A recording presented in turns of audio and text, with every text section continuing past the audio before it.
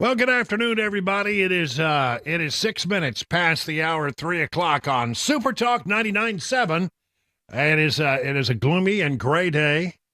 Not too bad temperature wise when you consider it's February. 57 degrees here in bucolic Watertown. We got a lot of things to discuss, and not one but two exciting editions of Phone Your Farm Friday ahead of us. Let's dig right in, shall we? I want to start out, if you don't mind, by sharing a personal story, and you'll see where I'm going if you just give me a moment or two. There comes a time, I think, in most adults' life where they look at their parents and they realize your parents are getting up there in age. And then things start to happen and you wonder, oh, I'm the responsible adult now and I need to step up here. Such was the case with my mom, who was a delightful human being. I probably have more of her personality than my dad, but she was, the life of the party and was one of the people who would light up a room when she walked in. A delightful woman. I miss her terribly. Um, but there came a time where she had an incident, and I don't know how to describe it because I'm not a doctor. It wasn't a stroke, but it was a brain event of some kind. And the end result of it was that she could no longer navigate. I mean, she would get lost going to the mailbox. I mean, you talked to her and she remembered things from 50 years ago. She remembered things that, there was no problem with the short-term memory. Everything, I mean, you would never know there was a problem with my mom, except if you ever ask her for directions to the grocery store, because she couldn't do it. And it was just the weirdest little thing. This one part of her brain just ceased to function. And she lost a little bit of her visual acuity, the sort of her peripheral vision as a result of that. Had sort of a tunnel vision thing going on. I don't know. It was just the way it fell for her. Well, the end result of that was if she tried to drive somewhere, she would get lost. And again, her vision wasn't what it was, and so we all were. My sister and I worried about her. We didn't know what to do, she was insistent that she was fine to drive. Well, she had a little accident, and it was, thank goodness, nobody was seriously hurt. A couple of fenders were bent, and it was all fine. Insurance companies took care of it. But at the end of the day, I had to go and have that conversation with Mom. And it was hard. It was a hard conversation to have, to say, this is my mom. And I'm now going to go to her and say, Mom, I need you to think about handing me the keys. We've just reached a time where I don't think you need to be driving anymore. And she was relatively young, for that. But, she sort of said, well, I'm fine. I said, Mom, you had an accident the other day. Well, Mom, this time you dented a guy's pickup truck. But next time, it could be a child in a crosswalk. Oh, don't say that. I said, well, Mom, I mean, I'm not making it up. It could happen. You've reached a point where you just don't have the visual acuity or the navigating skills. And, as much as I hate to say it, I think maybe you ought to think about, giving up the car. Oh, man, it was tough. And I said, I don't want to come in here and say, give me the keys, Mom. But I want you to go and think about it and tell me what you think we ought to do. And, knowing my mom pretty well, I knew she was a responsible individual. And she came back a short time later and said, you're right. I mean, I said, Mom, we could find a way to get you around town. We'll make sure that that you're not just stuck in a house somewhere. And she lived on her own, and she had some friends that helped her out and for a while. And then eventually, even though she was sort of young for that sort of thing, she went to an assisted living center where she, cared for herself, and she didn't have to go anywhere. They would drive her. So it was great. It worked out just fine, but it was a tough conversation to have. And thank goodness my mom, understood it was time to give up the keys. Well, what we have right now in this country is we have a situation where Grandpa, doesn't need to be driving anymore. It's time to have that Grandpa, we got to take the keys away conversation with Joe Biden. Except instead of driving a car, he's driving the nation. And he's not up to the task. And there are really no great outcomes here. I mean, it's really a bad situation that we find ourselves in, but he's simply not capable of doing it anymore. And it becomes clearer and clearer every day that somebody needs to take the keys away from Grandpa. The sad news is, if you do that, we end up with somebody else who's not really prepared to be president of the United States. And there's no good outcome here. But that's where we find ourselves, a terrible, terrible situation. Joe Biden had a disastrous, no good, very bad day yesterday. This report that came out about classified documents, that he willfully kept classified documents, he squirreled them away in Delaware, he squirreled them away in his office, he squirreled them away at his condo in Virginia, and all of this, it was willfully done. But as a part of the report that came from the special counsel in that matter, in which they decided, unbelievably, that no charges should be brought, they talked about how, one of the reasons why we didn't want to bring charges is if you went to a jury, he would present himself as a doddering old man with a bad memory. And they went on to discuss the many things that during their investigation they find out, and they sort of made reference to the fact that Joe Biden couldn't remember this and Joe Biden couldn't remember that. Boy, I'm telling you, it sort of fed into everything that we believe about Joe Biden. Well, I know one thing about Joe Biden. He's got a temper. And when this happened, and they were, they are putting out a report where they call him a doddering old grandfather, who can't remember anything. Last night, I am certain it was against the advice of his staff. He decided he was going to have a press conference. It happened just as I was going off the air last night.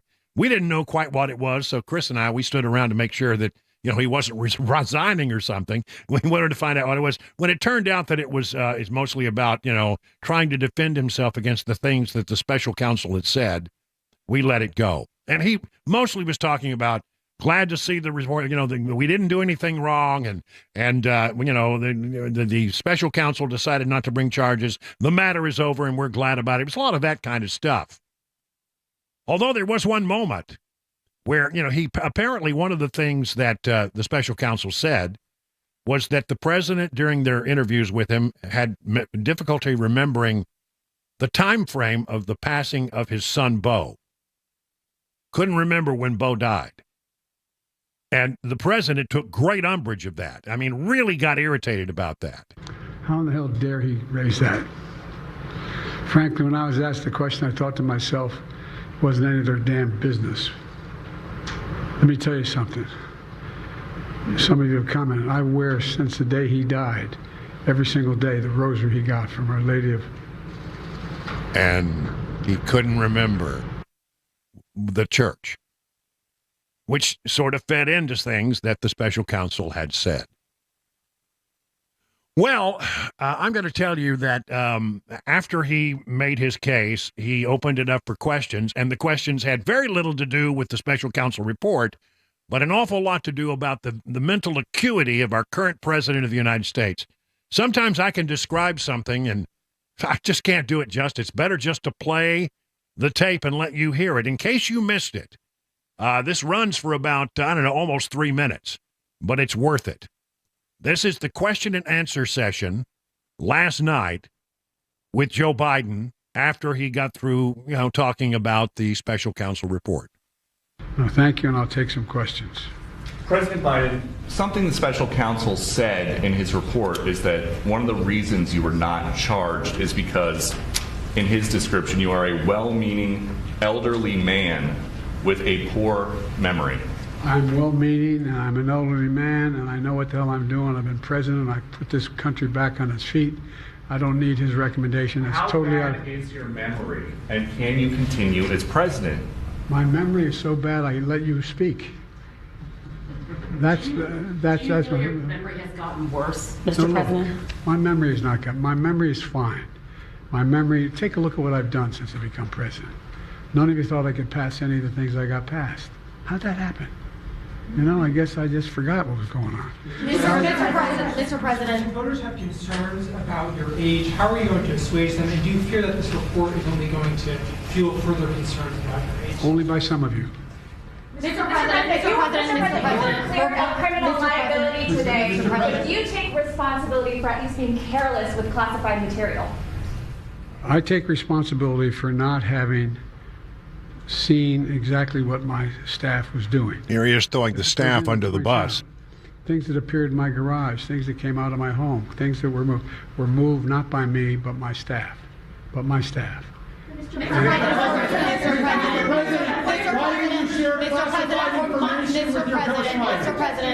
Mr. President, for months when you were asked about your age, you would respond with the words, "Watch me." Many American people have been watching, and they have expressed concerns about your age. That is your judgment. That is your judgment.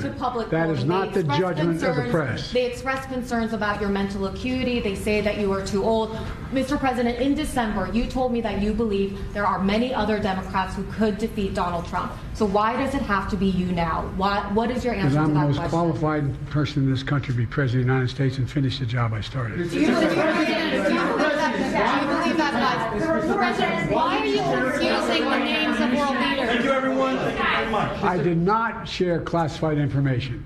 I did not share it. With your ghostwriter. With my ghostwriter, I did not. Guarantee you did not. But the special counsel said in the no, report he that he did did. not say that. Okay. He did not say that. But Mr. President, one of the... Let me answer your question. The fact of the matter is, what I didn't want repeated, I didn't want him to know, and I didn't read it to him, was I had written a long memorandum to President Obama why we should not be in Afghanistan. And I was of multiple pages. And so what I was referring to, I said classified. I should have said it should be private because it was a contact between the president and the vice president as to what was going on. That's what it is referring to. It was not classified information in that document. That was not classified.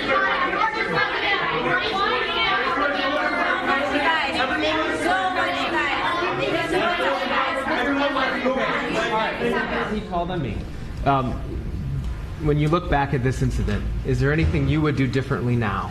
And do you think that a special prosecutor should have been appointed in the first place in both of these cases? First of all, what I would have done is oversee the transfer of the material that was in my office, in my offices. I should have done that. If I go back, I didn't have the responsibility to that. That was my staff was supposed to do that, and they referenced that in the report. And my staff did not do it in the way that, for example, I didn't know how half the boxes got in my garage until I found out staff gathered them up, put them together, and took them to the garage in my home. And all the stuff that was in my home was in filing cabinets that were either locked or able to be locked. It was in my house. It wasn't out in Mar-a-Lago in a public place and none of it was high classified. Didn't have any of that red stuff on it. You know what I mean? Around the corners? None of that. And so I wish I had paid more attention to how the documents were being moved and where. I thought they were being moved to the archives. I thought all of it was being moved. That's what I thought. Now, what was the last part of your question? Whether a special counsel should have been appointed in this case and in the case of your rival president, former president. I think a special counsel should have been appointed. And the reason I think a special counsel should have been appointed is because I did not want to be in a position that they looked at Trump and weren't going to look at me, just like they looked at the vice president. And the fact is they made a firm conclusion. I did not break the law, period. Thank you all very, very much. And with that, he walked away, and the hounds of the press corps continued to shout out questions in a cacophony. It was a horrible look for the President of the United States, having to answer questions about whether or not he is fit to actually hold the office. But then there was a moment where he walked back to the microphone. And when he did, he said something that verified many of the things that had been said about him that day, that his memory is not what it once was. What was it? I'll share it with you coming up after the commercial break, 20 minutes past the hour of 3 o'clock.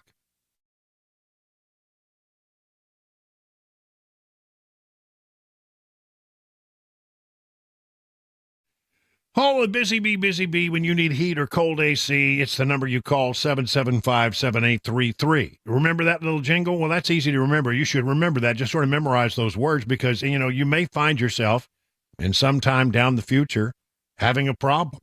During the wintertime, did you have problems with your heating? Did you have a problem with your plumbing? Did you have, When it gets warmer, is your air conditioner everything you hoped that it would be? Well, you're going to have to find out here pretty quick. If you have problems, call the people I would call, the folks at Busy Bee, HVAC, and Plumbing. They will get you up and running in very, very short order. Now, the way you keep these things running is that you do preventative maintenance, and that's what the Beehive Club is all about. Become a Beehive member for as little as $99. You get 3 thorough maintenance services on your systems, one aimed at heating, one aimed at cooling, one aimed at plumbing, no overtime charges, 24/7, and 10% off all repairs. Busy Bee Plumbing, Heating, and Cooling is your official Rude Pro partner. For satisfaction guaranteed, call Busy Bee Plumbing, Heating, and Cooling, 615-775-7833, or online at busybeehvac.com.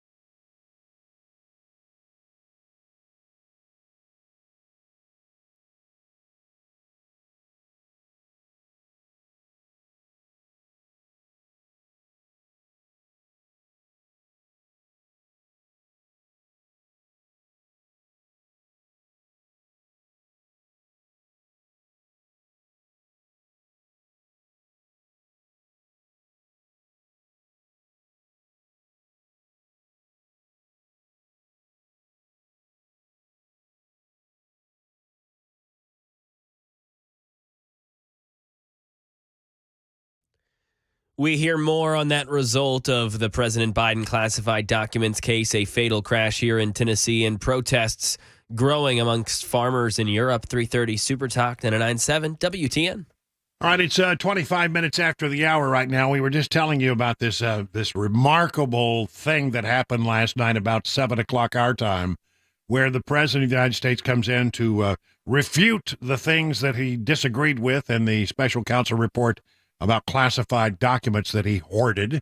He went on and on and on and on, and then when they took some questions, most of them had nothing to do with the whole situation regarding the documents, but about comments that were in the report about his memory, and there have been some things that have happened of late that have raised a lot of questions about the president's ability to remember anything, and his mental acuity is on the wane.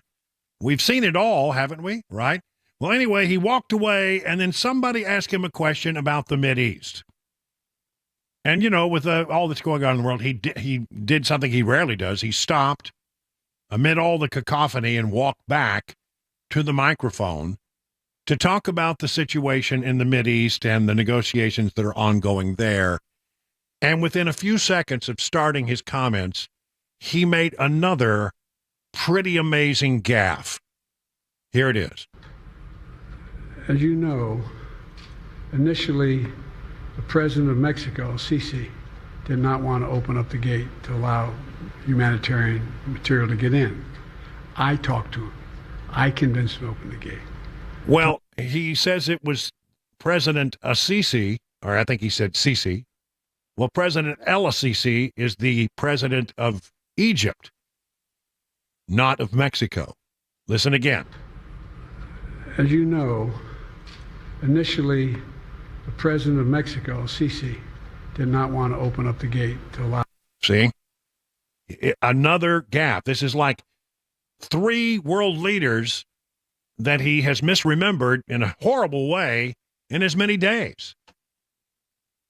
I mean, you know, the first one was really concerning because he talked about a conversation he had at the G7 meeting in 2021 with Francois Mitterrand of France. I was in the south of England, and I sat down and I said, "America's back." And Mitterrand from from France, looked at me and said, "You know, what? Why? How long are you back for?" Well, it could not have been Mitterrand because Mitterrand was dead in 1996, and this meeting took place in 2021. The person that he apparently had the conversation with was President Emmanuel Macron of France. But then maybe, I don't know, maybe Joe Biden. I see dead people. Maybe he sees dead people. I see dead people. Maybe that's it. Well, you would think that was bad, but I mean, a day or so later, he was recalling the same meeting, the same G7 meeting in 2021, and he talked about having a meeting with Helmut Kohl, the Chancellor of Germany. Could not have been the Chancellor Helmut Kohl, because Helmut Kohl died in 2017. Was that 4 years before the G7 meeting? The German Chancellor that he spoke to at that time was Angela Merkel.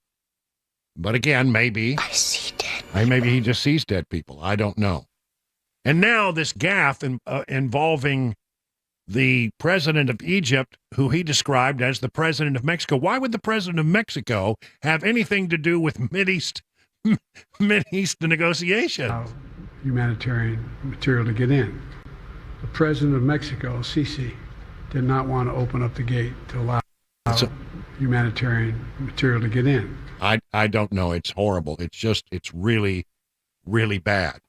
Oh, there's more. Just the other day, our president talked about, you know, he was a president of all the people. But listen to how he described it. When we pushed all these programs, I said, I'm going to be a president for everybody, whether you live in a red state or a green state. Excuse me? Red state and what was that last part there again? You live in a red state or a green state? Normally, you call the red states are conservative Republican states, and that states that are dominated by Democrat politics are called blue states. But maybe not with him. You live in a red state or a green state? I don't know. It really, it's just baffling to me. And we get so much of, you know, this stuff where it's, excuse me, I'm sorry. You know, that stuff where it's unbelievable how many times he makes some kind of, you know, stupid thing and he stutters and stammers around. Sounds like, you know, somebody trying to start up a lawnmower.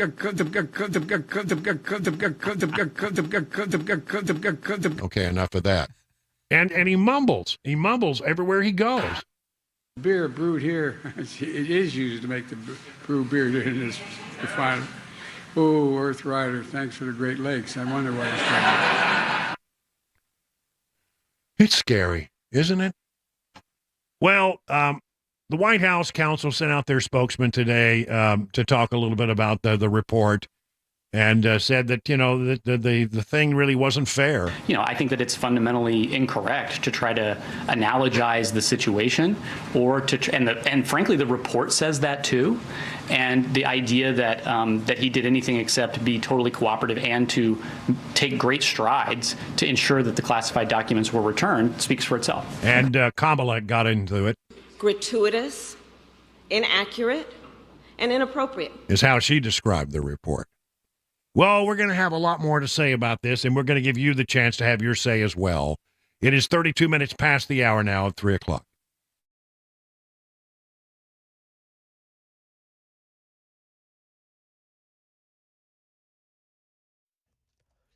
.332, I'm Mac Maury with your top story. 60 degrees in Nashville, expecting rain, possible storm later on tonight. Weather forecast, traffic report coming up in 5 minutes. Speaking at the White House press briefing today, White House counsel spokesperson Ian Sams discussed the results of special counsel Hur's report released yesterday, finding no criminal charges were warranted against President Biden for his handling of classified materials. Karen Travers brings the latest. The White House is keeping up its criticism of the special counsel, Robert Hur, and his report on the president's handling of classified material. Spokesman Ian Sams said there is a pressurized political environment right now that may have led Hur to include comments about the president's mental fitness and memory. The conduct of the investigation throughout and the gratuitous comments in the report are troubling and they're inappropriate. But I think that the finding was the obvious one because it's the truth. A fatal crash in Tennessee. One person is dead after 3 vehicles crashed yesterday in Clarksville. It happened on Memorial Drive near Alfred Drive. The driver of 2 vehicles was transported from the scene for treatment. 70-year-old Radakarn Stone was the one who died in the crash. She passed away at Vanderbilt Medical Center.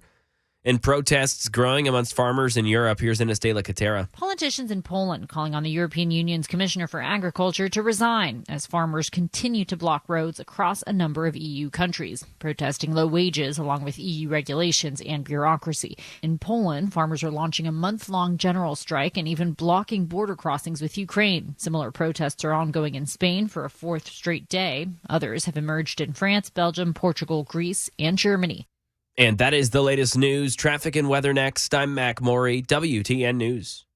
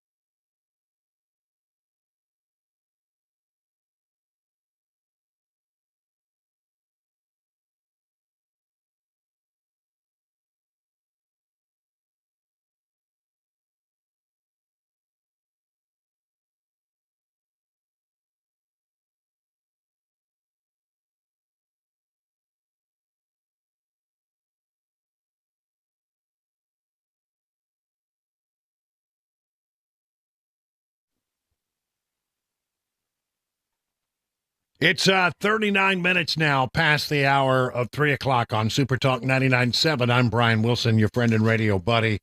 And you're listening to The Drive for this 9th day of February. Glad that you are with us. We've been talking a little bit about Joe Biden.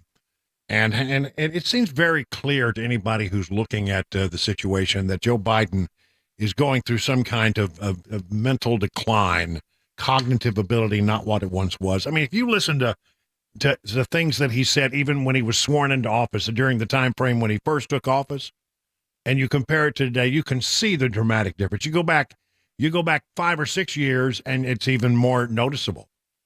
I remember Joe Biden when I covered him as a senator, and I covered him for a lot of years, starting in 1986.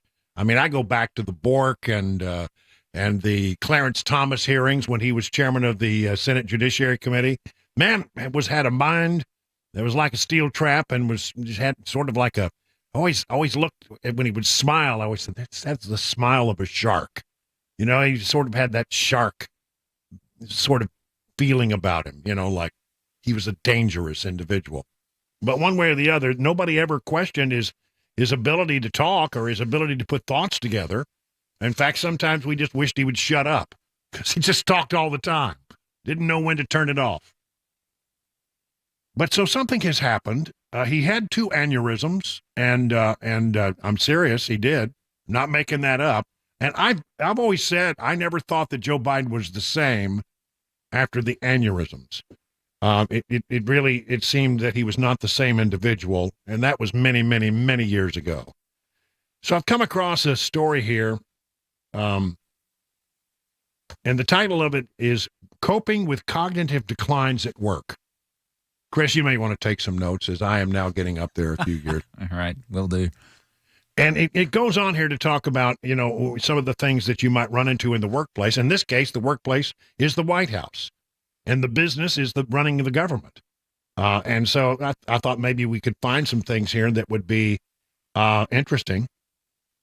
Symptoms of cognitive impairment generally come on slowly and begin years before problems arise at work, says an HR consultant. Workers missing deadlines, not showing up for meetings, showing up late when the person was always on time, saying, I don't remember you to tell me to do that, or someone's personality changing from congenial to insubordinate or angry.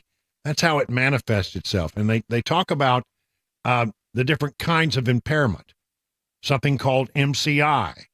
Mild cognitive impairment causes a slight but measurable decline in people's memory, language, thinking, and judgment. It's not always clear if MCI is the earliest symptom of Alzheimer, which may not show up for years, or whether it's part of the normal aging process. Then they talk about Alzheimer. We all pretty much know what that is. The most common form of dementia in people age 65 or older. The cause is not well understood, but typically early symptoms include memory loss and difficulty performing routine tasks. And then there's another thing that they mention called vascular dementia. Okay, this may be where we're getting somewhere. Caused by stroke or other blockages of blood flow to the brain.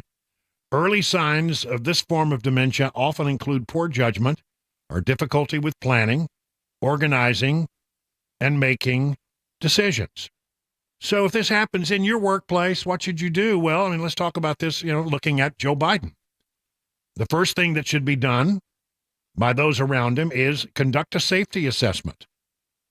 A decline in cognitive abilities could have particularly serious consequences when workers are in jobs that require safety protocols or rapid response. We're talking about, jobs like air traffic controllers, pilots, first responders, surgeons, top executives, presidents of the United States. I think you get where I'm going here. Given that top executives are given major decision-making authority, they may reveal poor judgment as a result of diminished capacity, putting their organization, in this case, the organization is the United States of America, at risk. In circumstances like these, managers must quickly assess the employee's ability to make decisions and determine whether he or she can remain in that job, says Alan King, the CEO of Workplace Options, which provides employee well-being and employee effectiveness services for companies. So how should you approach the individual? Because, he got very angry. in that press conference last night any suggestion that his memory was anything less than perfect. Well, you should engage the employee in this case. Engage the president. While exhibiting a gentle demeanor, initiate a conversation and discuss specific problems that prevented the employee from meeting company standards, such as missed deadlines or botched tasks. A manager's responsibility is to engage that employee. Well, what if there is no manager? What if you're at the very top? That's the problem. If they're making errors they never made before, stop showing up for meetings, something that goes on for a period of time that's uncharacteristic, these are examples where there may be issues. This is your opportunity to express concern for the individual and to point out the impact of such mistakes on the organization. Usually, not always, usually the employee recognizes changes before the employer does. It's about having a conversation that's not confrontational and not diagnostic.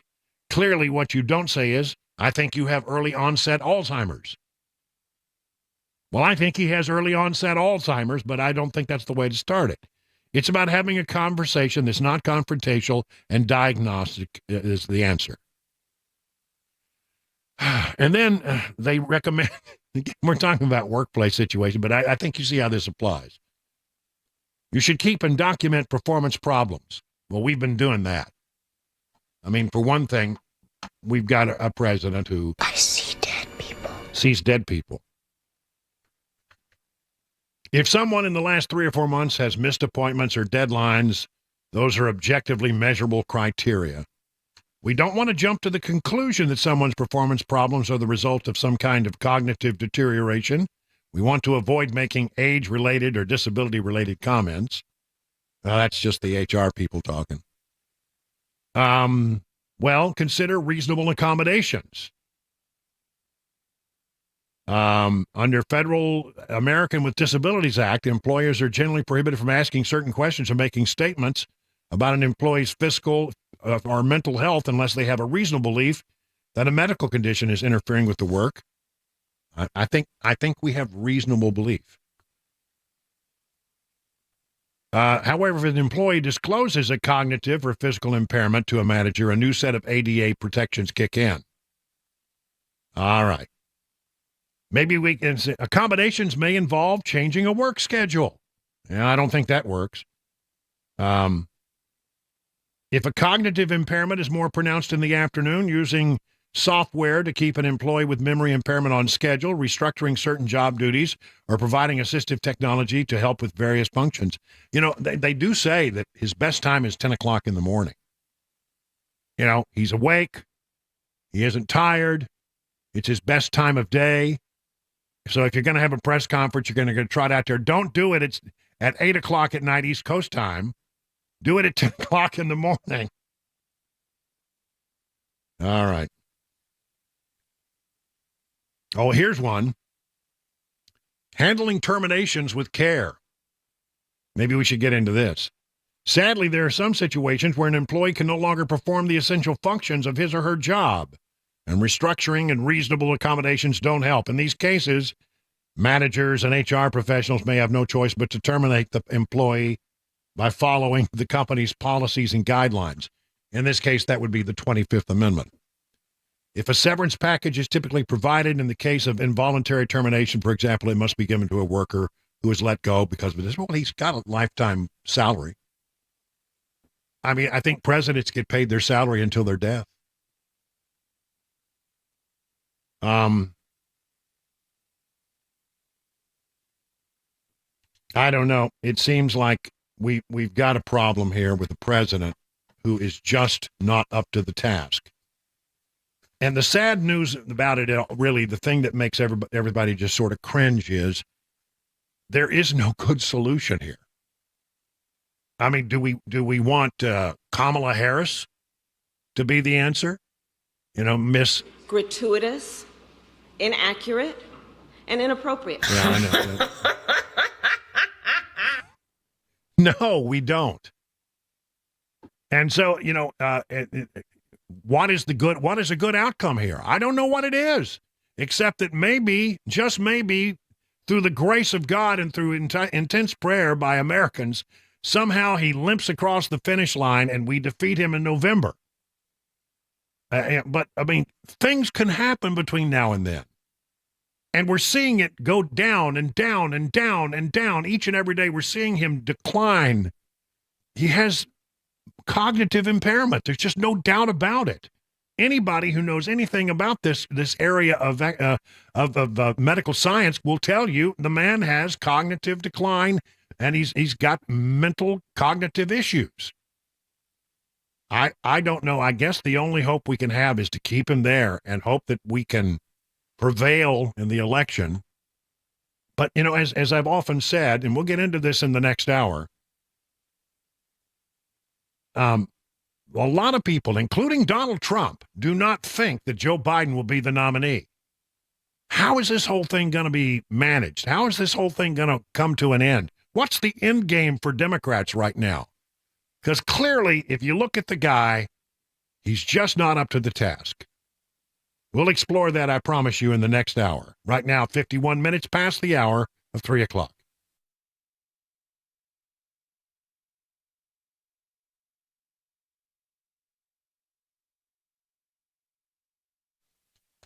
All right, let me talk to you about Eurofix. There are a lot of diagnoses out there and a pill for everything, but not all diagnoses are accurate, and not all pills are good for you.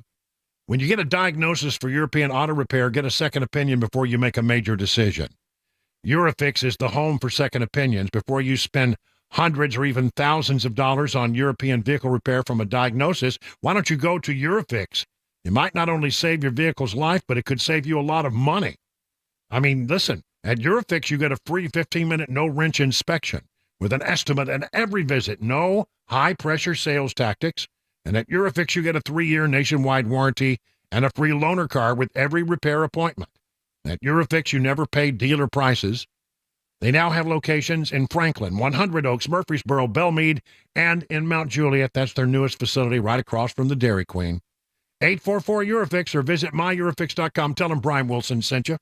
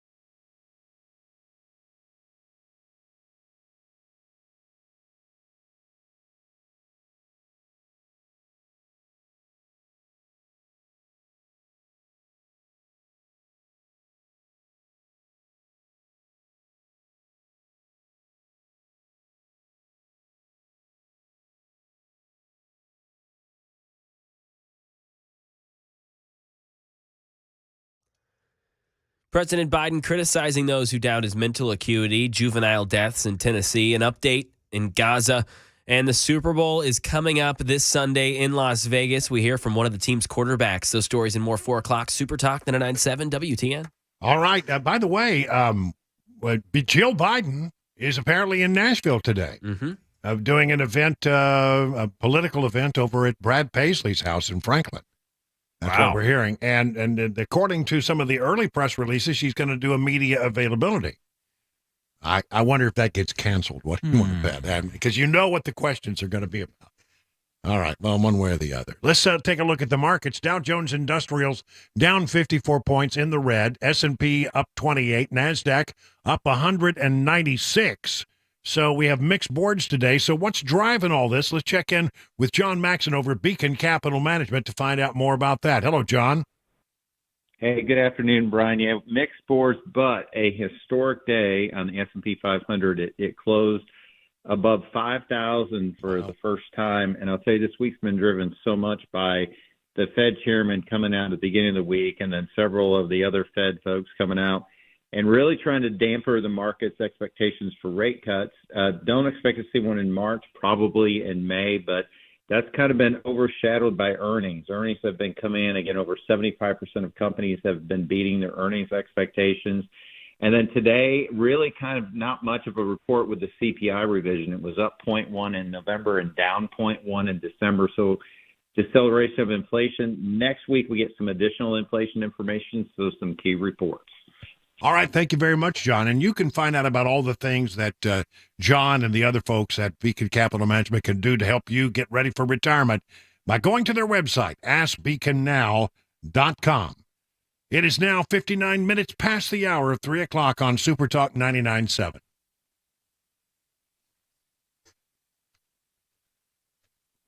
All right, we've had a lot of rain and some freezing situations, and that's bad on foundations and can cause you waterproofing problems at your house. And if you're finding that to be the case, why don't you call the people I would call the good folks at United Structural Systems?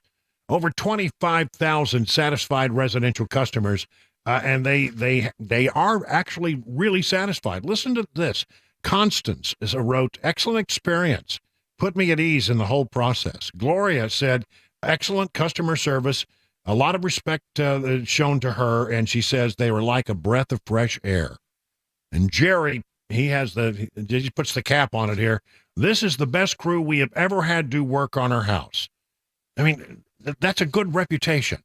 And they're going to come out, they're going to take a look at your situation, they're going to try to tell you how to fix it. And if you want to go forward, you don't pay a penny until the job is done and you're completely satisfied.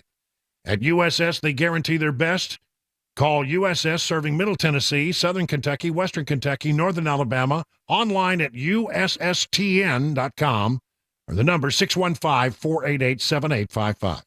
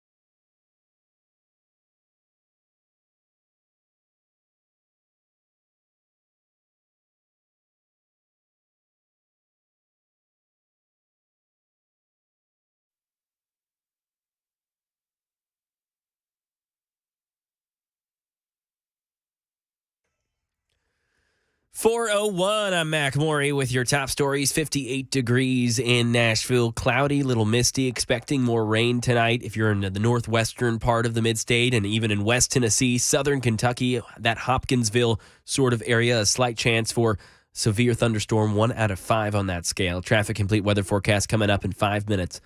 President Biden in a late-night press conference criticizing the special counsel report concerning classified documents he had in his possession.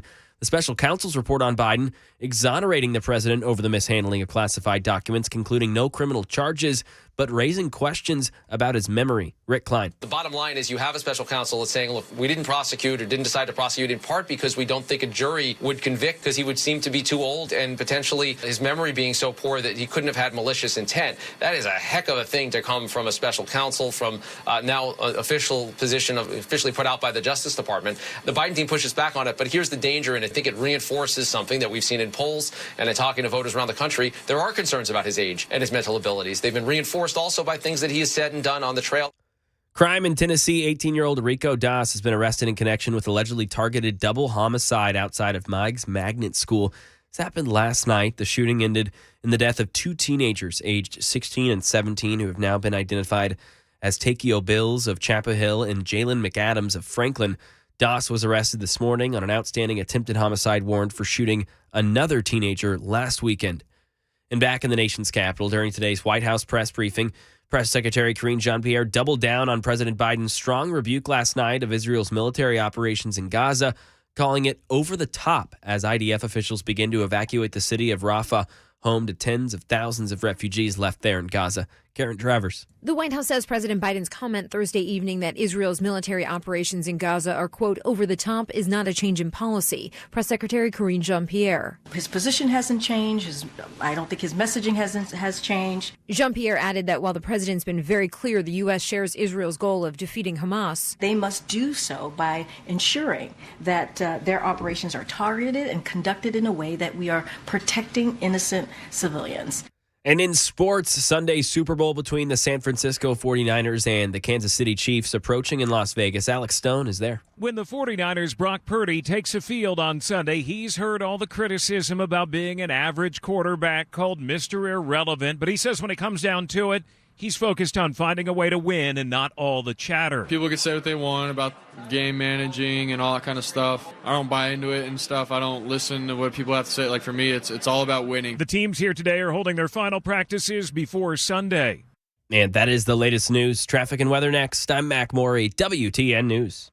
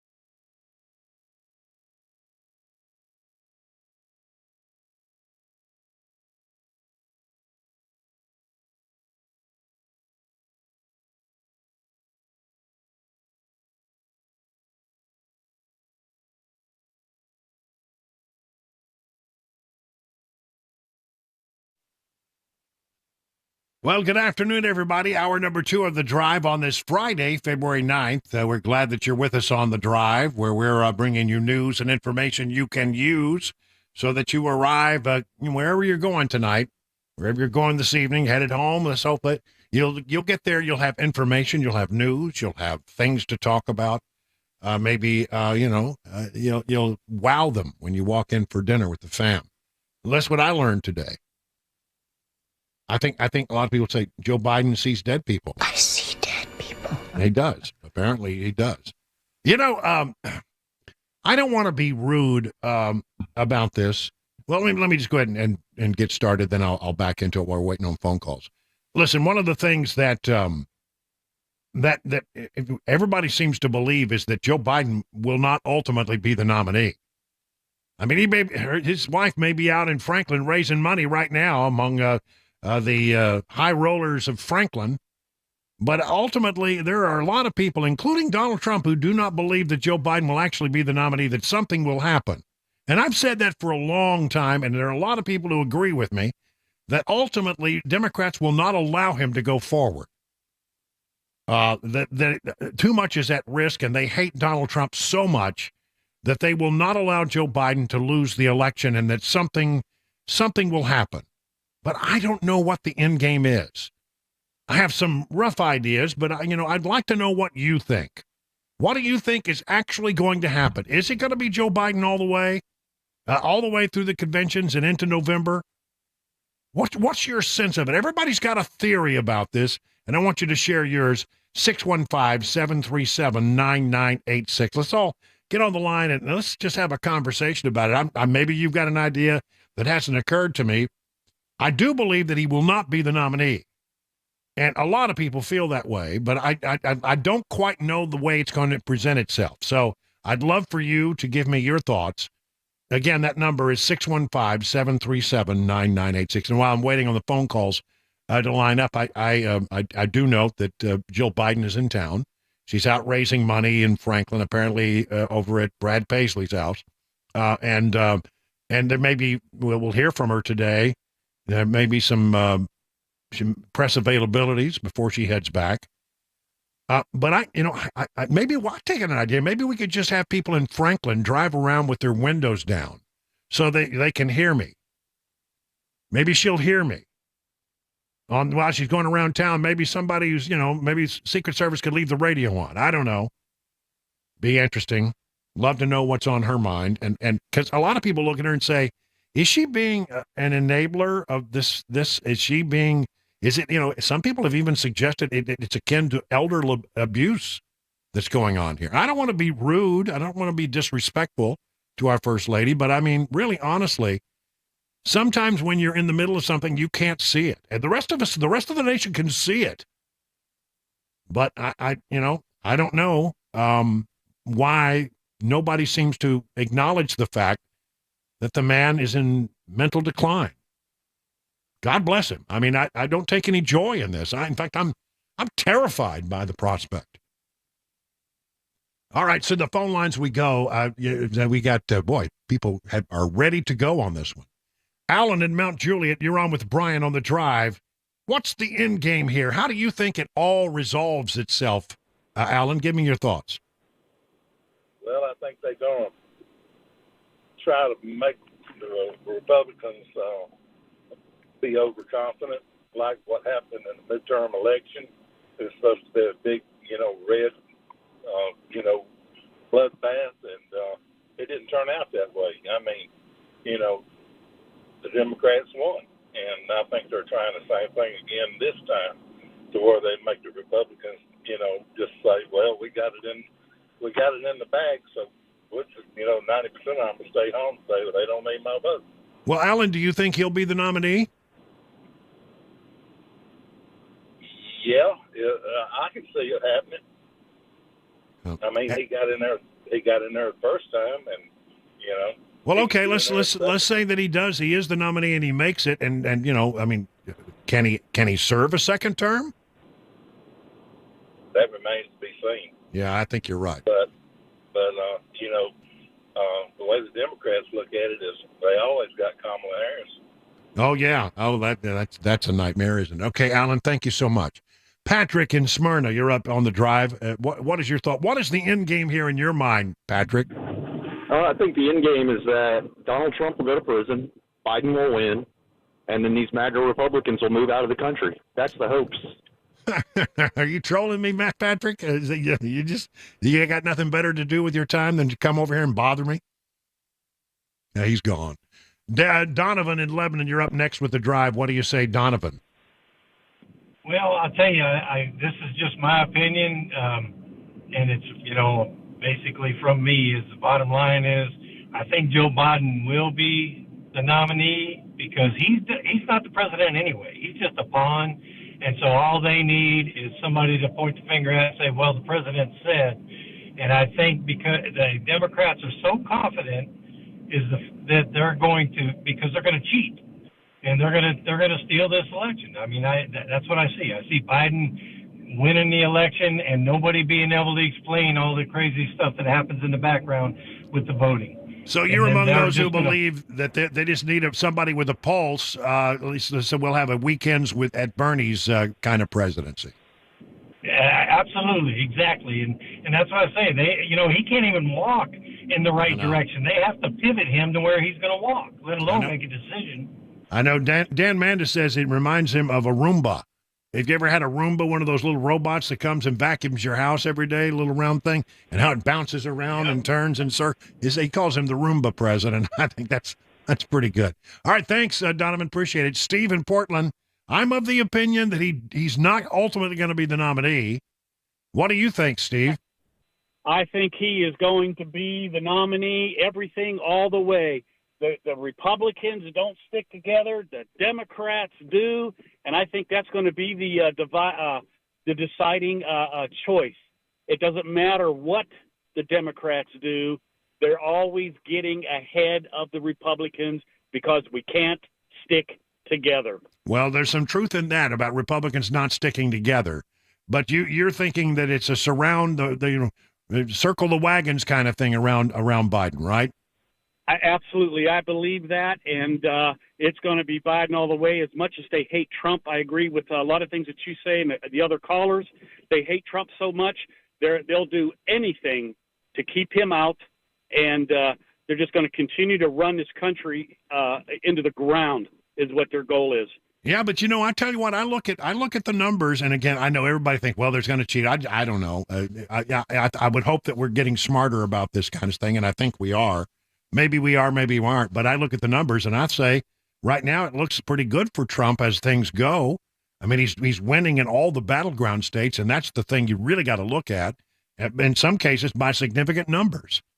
And I can't believe that voters are going to look at this guy and agree, by and large, that he's up to the task. I think they're just going to be very worried about it.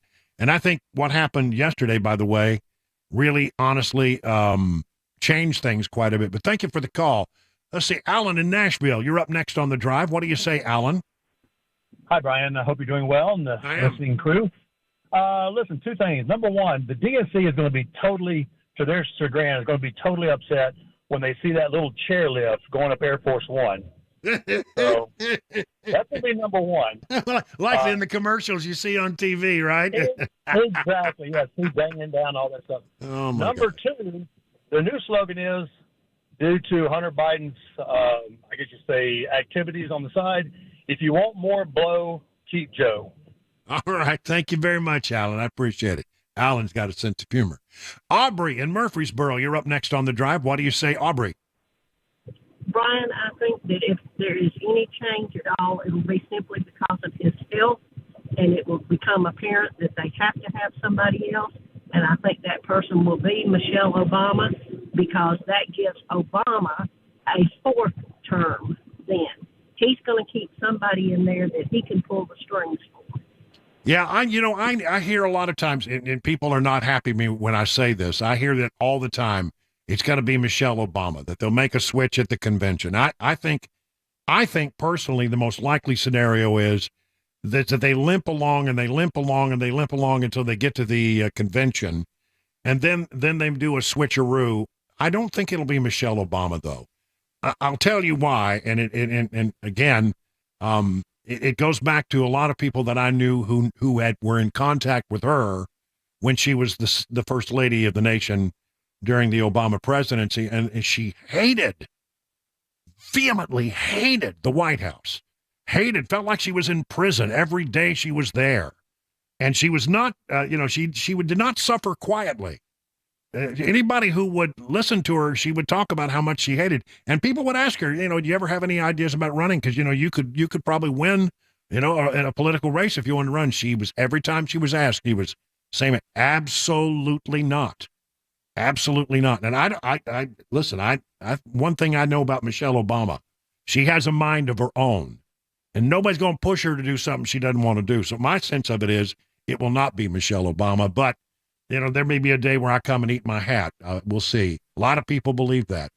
Let's get to Eric in Cross Plains. Eric, you're up with Brian on the drive. What's your thought there, Eric? Yeah. Thanks for taking my call, Brian. My idea, pardon me if I get a little on the tinfoil hat society outer rim here, but just wonder if something in some of the Democrat circles might be that they secretly want to lose this election. The reason being, I think they've put this guy out there. They've gone as far afield as they can with trying to push their liberal agenda so far to see what would stick and what wouldn't. They've mucked it up so badly that they need somebody to fix it and get them back to a level playing field so they can start all over again. I really wonder, and that would give them, especially if it's Donald Trump, it would give them a foil for, starting to set their policies in motion again with all of the agenda. All right. Give them a do-over. Get them a reason to live. That's right. Okay, I got you. You guys are full of interesting ideas. You know what? I'm enjoying this. Well, I don't know. Well, why don't we do some more of this? We got to take a commercial break. Keep the calls coming because you've got some interesting ideas, and it's otherwise beyond this one story a pretty slow news day anyway. So I'd like to know more about what you think. 615-737-9986 right now, 21 past the hour.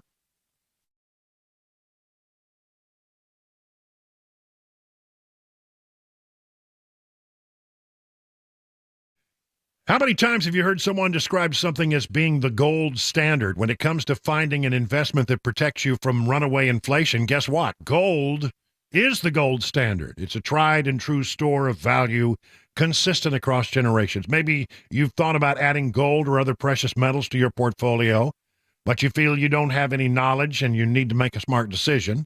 Well, that's the way I felt, but I got professional guidance that I needed from Nashville Gold and Coin. Now, the way this works is you make an appointment, then you sit down one-on-one with my friends at Nashville Gold and Coin. They'll answer all your questions, help you make the precious metals investment that is right for you. It is friendly, you're going to learn a ton, and you will never be subjected to a high-pressure sales pitch. And if you have some old coins laying around gathering dust, bring them along. You might be surprised just how much they're worth. To set up that one-on-one appointment, just go to NashvilleGoldandCoin.com. That's NashvilleGoldandCoin.com.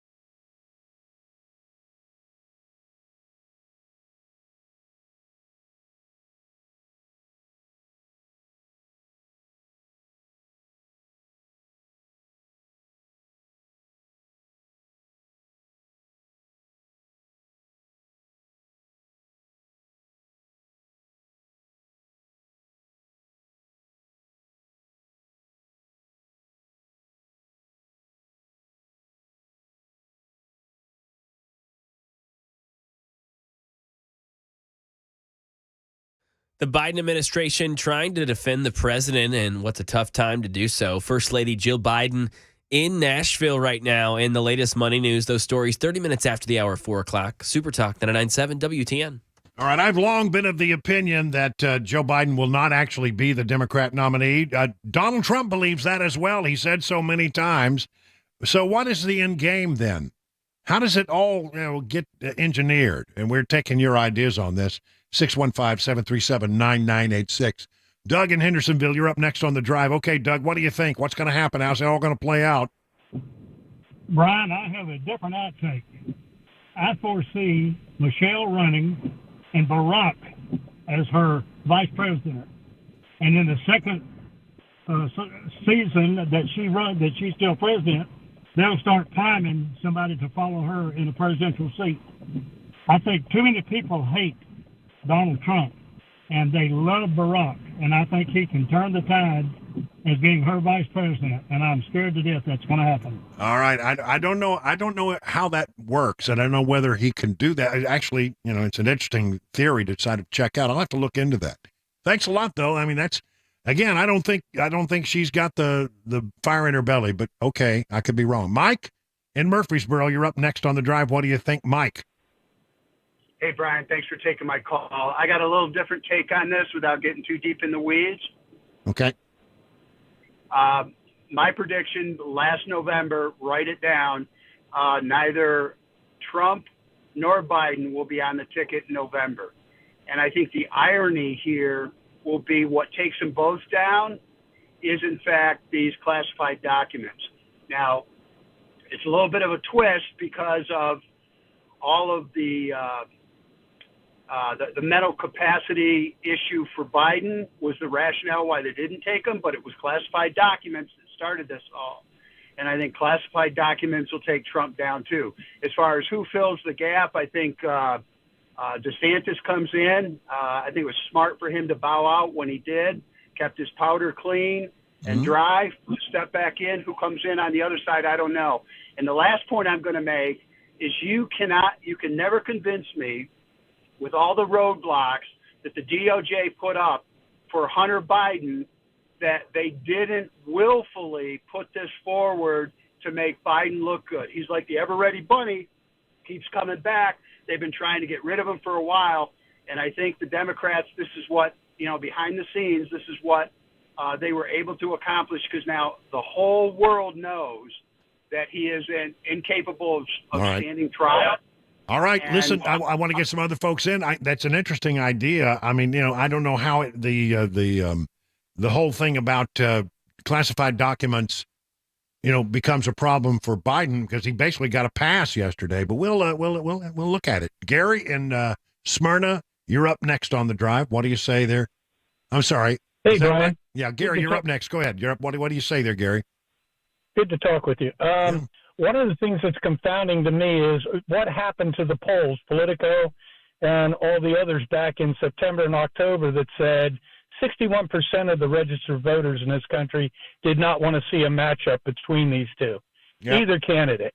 That's perplexing. But in any case, I think Biden will be their end game unless something medically happens to him. I don't wish that on him, but I think so. And I think, I'm a registered Republican, but I think that the Republicans need to look out because there are innumerable people that hate, as other callers have told you, they simply hate Donald Trump. They don't care about his politics. No doubt about that. They hate him. And we lost in the last election because of that. And I think it could happen again. So I think they need to be careful. All right. Thank you for that. Let's stick one more in there. James in Gallatin, you're up next on the drive. What do you say, James? Hey, Brian. Thank you for taking my call. The end game, I believe, is going to be one of two things. It's good and dandy to everybody have their laugh against Trump and laugh at Biden and all of that. Everybody's had their fun.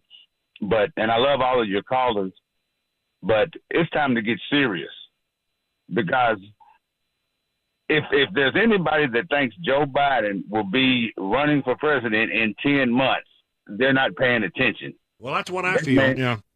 That man might be here when the weather breaks, first of all. And look, Brian, I've been renting this duplex for 4 years. My next door neighbors moved out. Some people moved in. They took the rent up 50%. I was paying $1,000. I paid my rent today. I had to pay $1,500 because there's 7 Mexicans that moved in next door to me that are willing to pay that, and my landlord took the rent up. All right, 50%. All right. So you think that other people are having a similar experience with regard to the border, and it's going to have an impact. All right. Thank you for that. Appreciate it. It is now 31 minutes past the hour, 4 o'clock on Super Talk 99.7.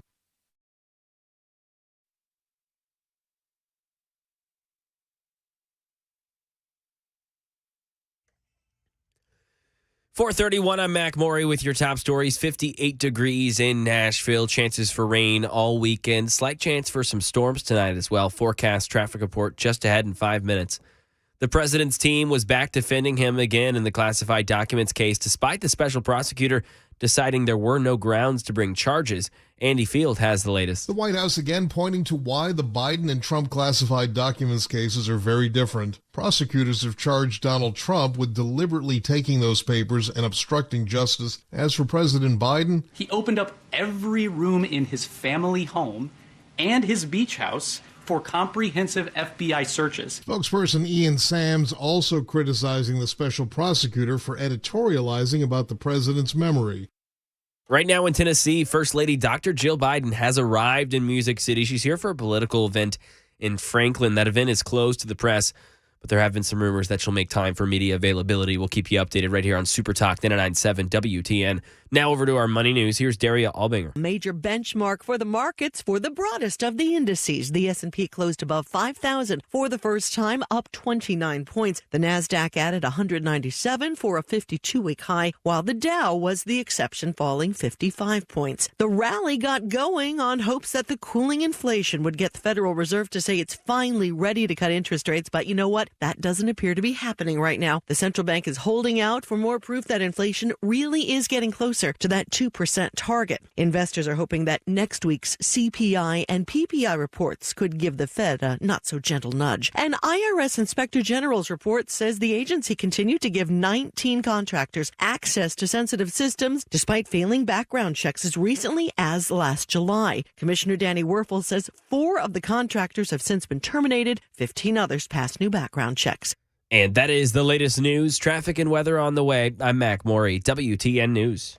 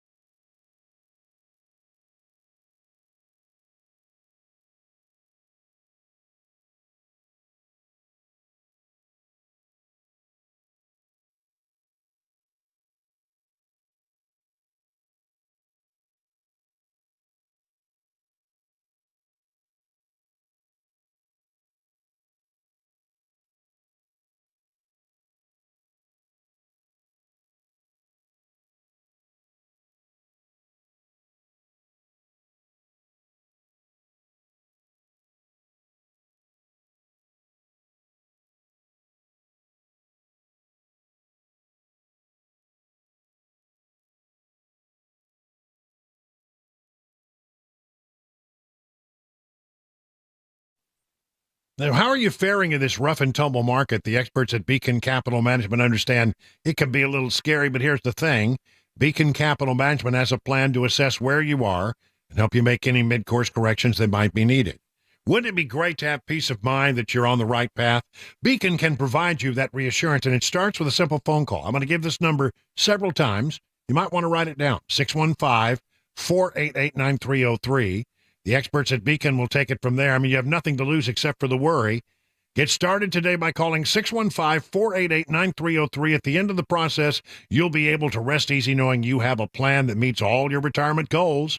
Replace the worry with confidence that you're on the right path. Again, the number, 615-488-9303. The experts at Beacon stand ready to take your stress away. Learn more at AskBeaconNow.com.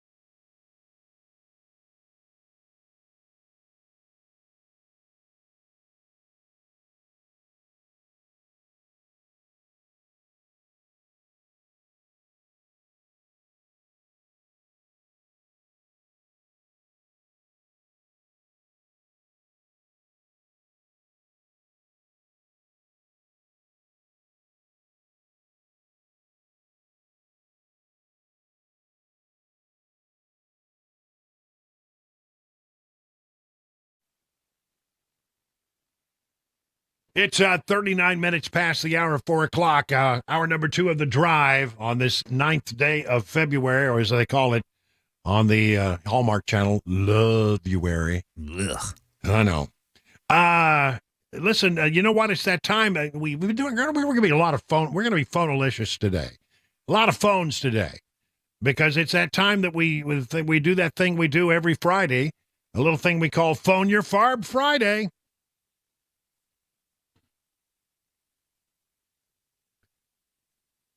That's right, 615-737-9986. Phone lines are still open. Maybe you want to continue the earlier conversation, or maybe you just got something else you want to get off your chest. Maybe you have a bee in your bonnet. Maybe you have a burr under your saddle. Maybe you have a bug in a place where I hope you never really ever have a bug. It's 615-737-9986. Stand up on our 100,000-watt soapbox and express yourself within boundaries, because it is a family show. And, we don't want to have to push the little red button. We want you to be clear. We want you to be concise. We want you to be, maybe on occasion, we don't mind an occasional person who is comedic. If you got a little something funny that you want to observe about what's going on in the world around you, that's just fine. But let's all play nicely, shall we? And no wagering. Okay, Billy in Murfreesboro wants to pick up that conversation we were having before about, what happens. What's the end game for the Democrats? What's on your mind, Billy? What do you think it's going to happen? Brian, how you doing? Happy Super Bowl Sunday weekend. Go Chiefs. Okay. This may sound a little facetious, but, it could play out. I think the end game is going to be that Lunchbox Joe is going to pass peacefully in his sleep, Wink, wink. And I think they're going to farm the hit out to Hillary's crew. Oh, my gosh. Oh, no. I'm sorry. Billy, that's not nice. I mean, come on. We don't wish ill on the president of the United States. I look at this thing and I think it's a political problem that the Democrats have got to solve. You never want to feel ill about ill will toward the leader of our free world, even if we disagree with him. So I'm sorry, Billy. Got to cut you off there. Kevin on the road. You're on with Brian. What do you say, Kevin? Hi, afternoon, Brian. Love your show. Thank you. I think after the election, Trump wins by a landslide in both popular and electoral votes. But in order to save democracy, Joe Biden is going to have to seize dictatorial powers. Wow. Everybody's pretty dark about this thing. Nobody thinks that we can win. Why is that, do you think, Kevin? Seriously, I think we can win. But the way that social media is set up, we're in a kind of a bubble. All of our news feeds from all of our social channels are geared towards what we think. So we always think we're going to win. I think that's one of the reasons we all thought the red wave was going to happen, and it didn't materialize. Yeah, well, I have a different theory about why the red wave didn't materialize, but I mean, it's one of the things that I always like to point out toward the end when we get to close to Election Day, is there's always a certain number of people out there who are undecided. And they sort of waffle and they waffle and they waffle, and then at the last minute they break. And it happens so quickly that generally the polls don't pick up on it. It happens very quickly, and I think sometimes that's it. I'll also tell you, Democrats are really damn good about organizing their ground game and bundling and making sure that they get people to the polls, and that's something that we've got to get better at. And I do have some hope that we are getting better at that. Thank you for that, Kevin. Appreciate it. Raphael over in Franklin. Hey, Raphael, have you seen Jill Biden over there in Franklin rolling around with the Secret Service crew? Not really. I wish I cannot have the pleasure to see them. All right. So what do you think? Your program. Thanks to your program. I found out why the problem is with the traffic today. Oh. But I really appreciate that, my friend. Hey, I'm from Venezuela. I moved directly to Franklin 25 years ago. Wow. And I'm going to tell you, talk to Uncle Phil a couple of times. May his soul rest in peace.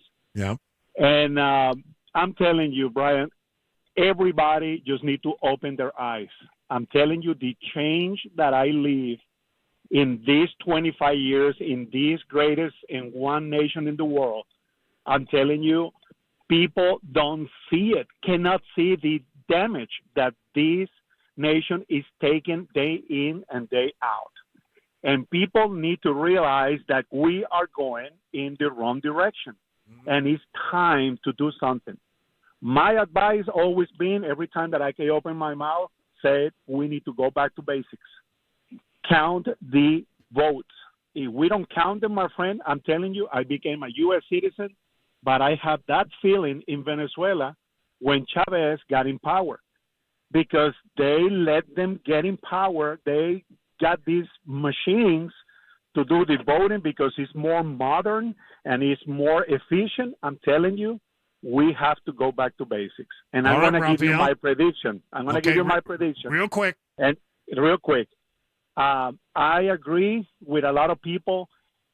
Trump is being hated for a lot of people in here. But the Democrats are so desperate, and they're going to turn and take Michelle, because I'm going to tell you, against of what you said, Michelle going to feel depression that she's the only option. They're not going to let this go, and they're going to put her in there.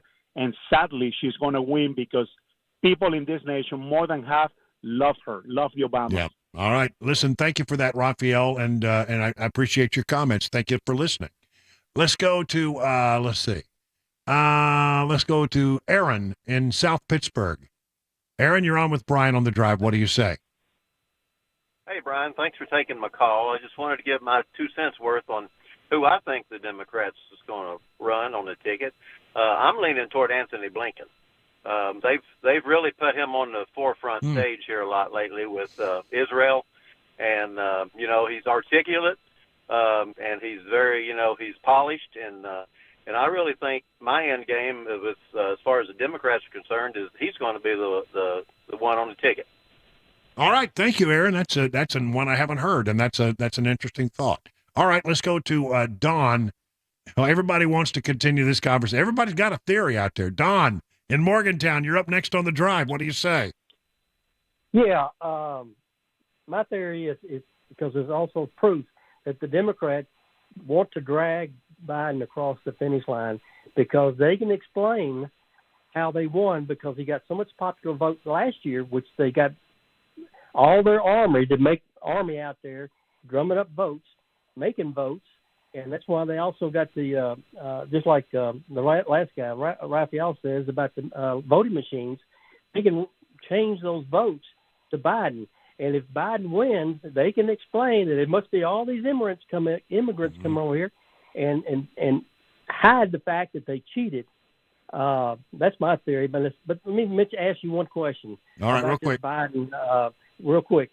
Why wasn't he charged for taking the documents, because he wasn't authorized to take them when he was a senator. He wasn't authorized to take them home as a vice president. And that's I got to tell you, Don, I think it's one of the great mysteries of life because, I mean, he clearly violated the law.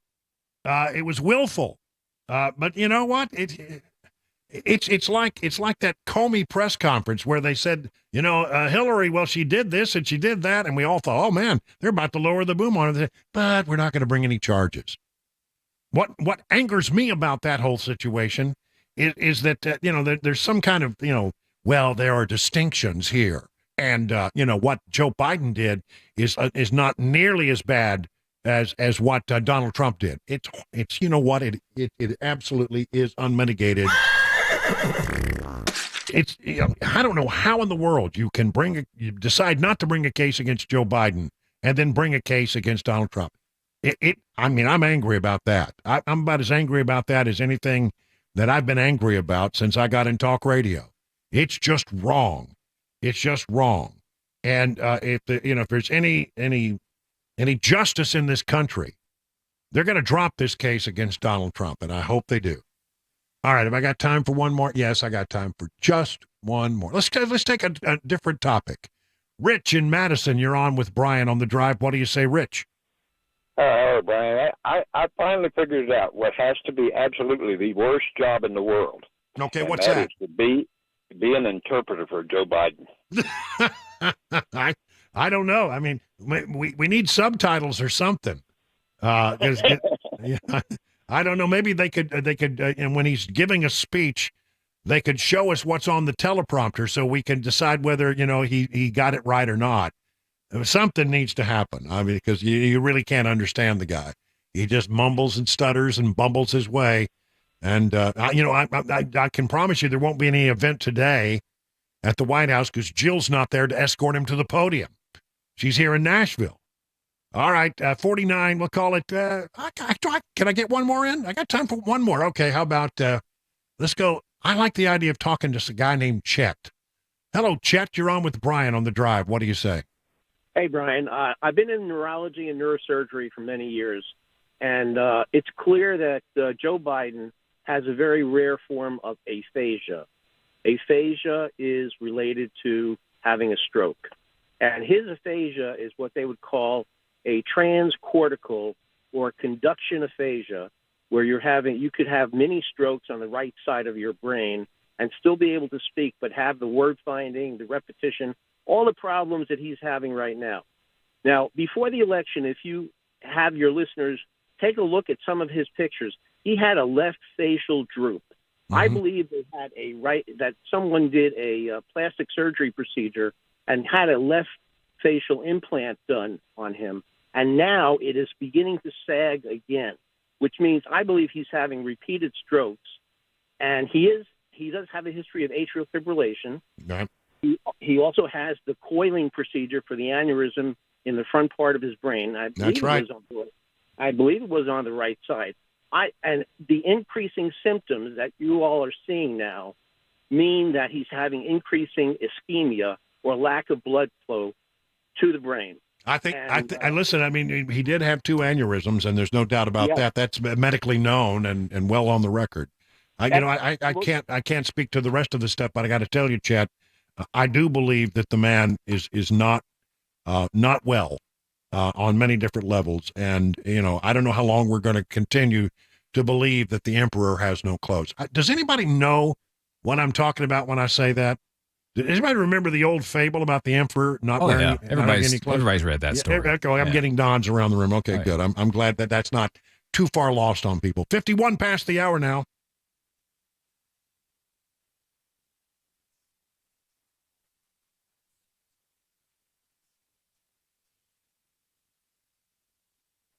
Let me tell you, if I could, about Grace Point Healthcare, delivering medicine affordably with menu-style transparent pricing so you'll know how much it would cost before the care is delivered.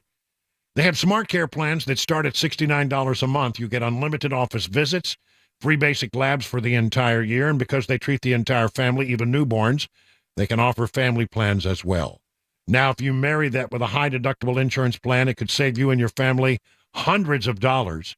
At Grace Point, they take their time with each patient. They see you the same or next day. There are no long waiting times or crowded waiting rooms, and they treat naturally whenever possible. It is also a military vet-owned practice. Just some of the reasons why it's been voted the best primary care provider by Toast of Music City year after year after year. Grace Point Healthcare is on Main Street in Franklin, 599-6868 to schedule a visit.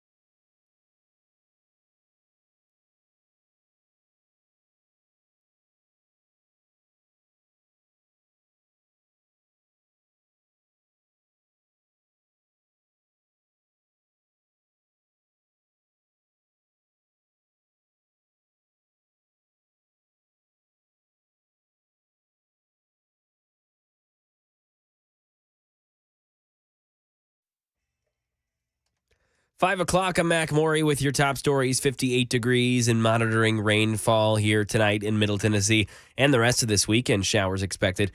Traffic, complete weather forecast coming up in 5 minutes. Right now in Tennessee, News 2 reports that a 6-month-old girl died at an unlicensed daycare yesterday. Officials said there were 10 children, all under the age of 3, inside of a one-bedroom apartment.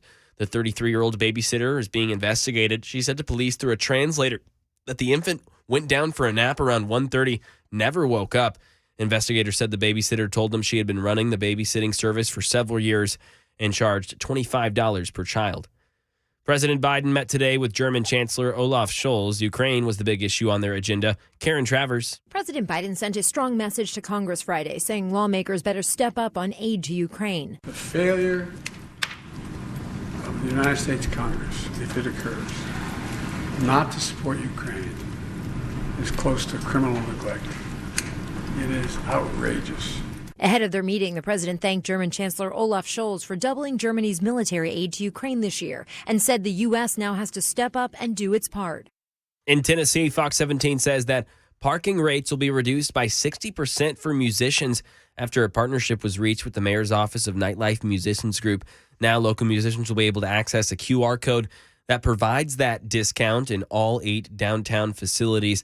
And this comes after years of reports that musicians were thinking twice about booking certain gigs due to the parking prices. And a final report is in over the emergency landing of a plane in Miami seen with flames shooting out of an engine. Here's Derek Dennis. Atlas Air Flight 3885, a Boeing 747 cargo plane flying from Miami to San Juan, Puerto Rico 3 weeks ago had to turn back due to a fire. Flames and sparks seen shooting out of an engine as it came in for an emergency landing. An NTSB report on the incident found no evidence of an uncontained engine failure, but a fire in the wall of a fan duct possibly caused by a combustion diffuser being loose. The plane landed safely back at Miami International with no injuries. The NTSB report shows work was done just 3 days prior on the same engine combustion section that caught fire. Some entertainment news. Justin Timberlake going to be making his way to Music City while on his The Forget Tomorrow tour. The tour will come through Bridgestone Arena on December 12th and hit Knoxville and Memphis on November 19th and the 23rd. Pre-sale for tickets starts Monday. General sale begins Thursday, February 15th. That is the latest news, traffic, and weather on the way. I'm Mac Maury, WTN News.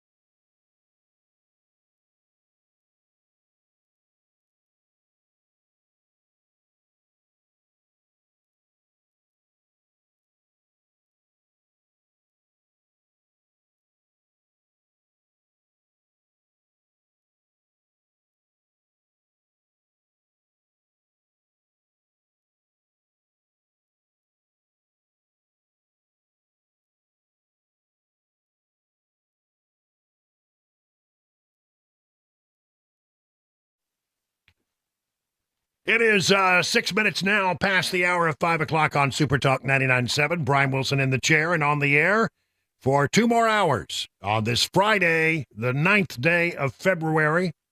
We're glad you're with us. Boy, it's been an interesting 24-hour news cycle.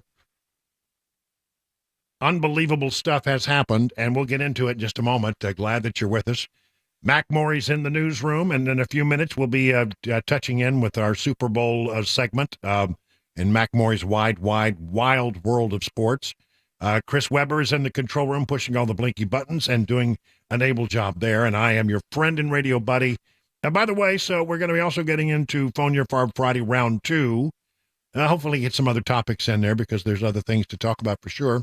That'll be coming up at 35 minutes past the hour. Want to mention, before we get into the first segment here, that we've got a big deal going on March 5th at the Nashville Palace.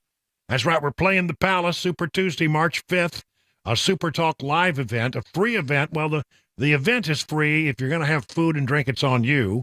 We'll be broadcasting live as the results come in on Super Tuesday. Dan, Chris, Matt, and me for a night of fun, food, and conversation. Reserve your table online, and you're in the running for a massive hot chicken and barbecue tailgate package that will feed 25 people. Starts at 6 o'clock. Details at 99.7 WTN, brought to you by the Glock Store, Busy Bee Plumbing and Heating and Cooling, and Nutrition.com. We look forward to seeing you all there, and that'll be a good event. And I just want to mention also very quickly that tomorrow at the Wilson County Fairgrounds, they do their annual home show out there. And as has been the tradition for, I don't know, many years now, I always show up at the Busy Bee booth and shake hands and say hello. I'll be there from 10 to 2. Dan Mandis will be there as well. Cabana Wife is dropping by for a minute or two before she goes off to spend money. And so there you go. Love to see you at the Wilson County Fairgrounds, 10 to 2 at the Busy Bee booth. I'll be the Big B, the Big Brian, next to the medium-sized B, and then there's Dan Mandis. He better stand up front. That's right. Or else you might not see him. That's right. So anyway, it'll be a lot of fun. I mean, it's great. We'll shake your hand. We'll take ussies, and then what? Ussies. No, everybody calls them selfies. They're ussies. Okay. A selfie is just a picture of yourself, right? Yeah, I suppose that's All right.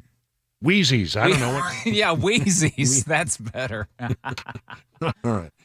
All right, so if you were with us late yesterday, we found out that the president wanted to come out and talk about this report that came out with regard to the classified documents that he willfully kept in the garage next to the Corvette. He had them all over the place, all kinds of documents, and that the special counsel had said it was willful, and he outlined what were absolutely violations of the law. And then went on to say that we're not going to bring any charges because he's an old doddering man. And, there was no sense in sending an 80-year-old man to jail over this. And he didn't think that a jury would buy on it anyway. So they're not going to bring any charges. Just amazing to me that's their outlook when it's a Democrat. But if it's a Republican, they bring charges and the trial is pending. I think it's in May for Donald Trump. It's just wrong on every different level. But Biden was really irritated by the report because it went on to say, he has mental problems. They outlined the fact that he couldn't remember certain things, couldn't remember certain dates, and incredibly important dates like the date surrounding the day his son passed. When's that? And he couldn't recall it apparently, and he got very irritated, got angry, and decided he's going to call a press conference last night, where he came out and he talked about all the stuff that was wrong about the report. He then took a moment to throw his bus under the staff. You take responsibility for at least being careless with classified material. I take responsibility for not having seen exactly what my staff was doing. It goes in and points out things that appeared in my garage, things that came out of my home, things that were moved not by me but my staff. Yeah. Take responsibility for at least being I'm sorry, you careless. just heard that. You don't need to hear it again. Okay, so by his staff, he threw his staff under the bus. But most of the questions were not about that. Most of the questions had to do with his mental acuity. President Biden, something the special counsel said in his report is that one of the reasons you were not charged is because, in his description, you are a well-meaning elderly man with a poor memory. I'm well-meaning, and I'm an elderly man, and I know what the hell I'm doing. I've been president. I put this country back on its feet. I don't need his recommendation. It's How totally bad is your memory, and can you continue as president? My memory is so bad I let you speak. That's your memory has gotten worse, Mr. President? My memory has not gotten. My memory is fine. My memory. Take a look at what I've done since I become president. None of you thought I could pass any of the things I got passed. How'd that happen? You know, I guess I just forgot what was going on. Mr. President. Voters have concerns about your age. How are you going to assuage them? And do you fear that this report is only going to fuel further concerns about your age? Only by some of you. Yeah, well, they only got worse. Mr. President, for months when you were asked about your age, you would respond with the words, "Watch me." Many American people have been watching, and they have expressed concerns about your age. That is your judgment. That is your judgment. That is not the judgment of the press. They express concerns about your mental acuity. They say that you are too old. Mr. President, in December, you told me that you believe there are many other Democrats who could defeat Donald Trump. So why does it have to be you now? What is your answer to that question? Because I'm the most qualified person in this country to be president of the United States and finish the job I started. Well, I mean, he seems to think that he's the only guy who can do it. And he goes on and says, look, I put this country back on its feet. If this is being back on our feet, I'd hate to see what being in trouble was all about. If we were off our feet, God almighty, I don't know that we could stand it. But he insisted there's nothing wrong with my memory, that everything is perfectly fine. And then, there were some questions out there about the Mideast. He walked away from the microphones at one point, and they clawed him back with a question about the Mideast. And while he's answering the question about the Mideast, he made a statement that went on to prove just sort of exactly what everybody had been saying. The man is missing a step. As you know, initially, the president of Mexico, Sisi, did not want to open up the gate to allow humanitarian material to get in. I talked to him. I convinced him to open the gate. Did you catch that? He's talking about President Sisi of Egypt. But he said it was President Sisi of Mexico. Initially, the president of Mexico, Sisi, did not want to open up the gate to allow humanitarian material to get in. Well, that sort of is like the third strike, right? I mean, it's like the first, in 3 days, I think it was, he's botched stories about world leaders. And some people have even said apparently he talks to dead people. I see dead people. I don't know. First, there was this Mitterrand thing where he said in a G7 meeting in 2021, he had a conversation with Francois Mitterrand. And here's exactly how that went. I was in the south of England, and I sat down and I said, "America's back." And Mitterrand from France looked at me and said, how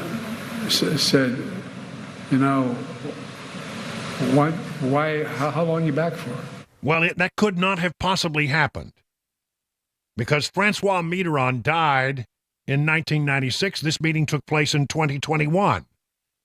The world leader he apparently was referring to was Emmanuel Macron, who was at that time the president of France. And then, he's at a fundraiser. He recalls the same meeting, the same G7 meeting, I think it is, in 2021. And he talked about a conversation he had with Helmut Kohl. Now, there's no tape of this because they don't allow us to record those. They're fundraisers. They're private events. But it could not have possibly been Helmut Kohl because Helmut Kohl died in 2017. Apparently, the world leader he was referring to in that conversation was Angela Merkel. He apparently does, either he's very confused or I see dead people. He sees dead people. So 3 gaffes about world leaders in as many days. Oh, there's more. How about this lovely one right here? When I said, we pushed all these programs, I said I'm going to be a president of everybody, whether you live in a red state or a green state. What? Is it Christmas time? Red and green? Really? I mean, let's just one more time, just for fun. When I said, we pushed all these programs, I said I'm going to be a president of everybody, whether you live in a red state or a green state. Well, I don't know what he's trying to say, but I think what he's trying to say is that generally when you refer to conservative states, Republican-led states, you refer to them as red states. And traditionally, when you're talking about Democrat states or liberal states, you refer to them as blue states. I don't know what a green state is. A state of confusion is what we have. There seems little doubt to me about that. And then, we still have these moments where, we need a translator. Beer brewed here, it is used to make the brew beer in this refinery. Oh, Earth Rider, thanks for the Great Lakes. I wonder why it's it's just crazy. It's just crazy. And with regard to this gaffe regarding Mexico, Karine Jean-Pierre says, well, stuff like that happens. You've downplayed concerns about the president's memories in situations where he's mixed up certain things. You said it happens and it's common. But yesterday we saw the president again have a mix-up with the president of Egypt, with the president of Mexico. So how do you explain that? Is it not valid that voters would have these concerns? Look, what I would say is this.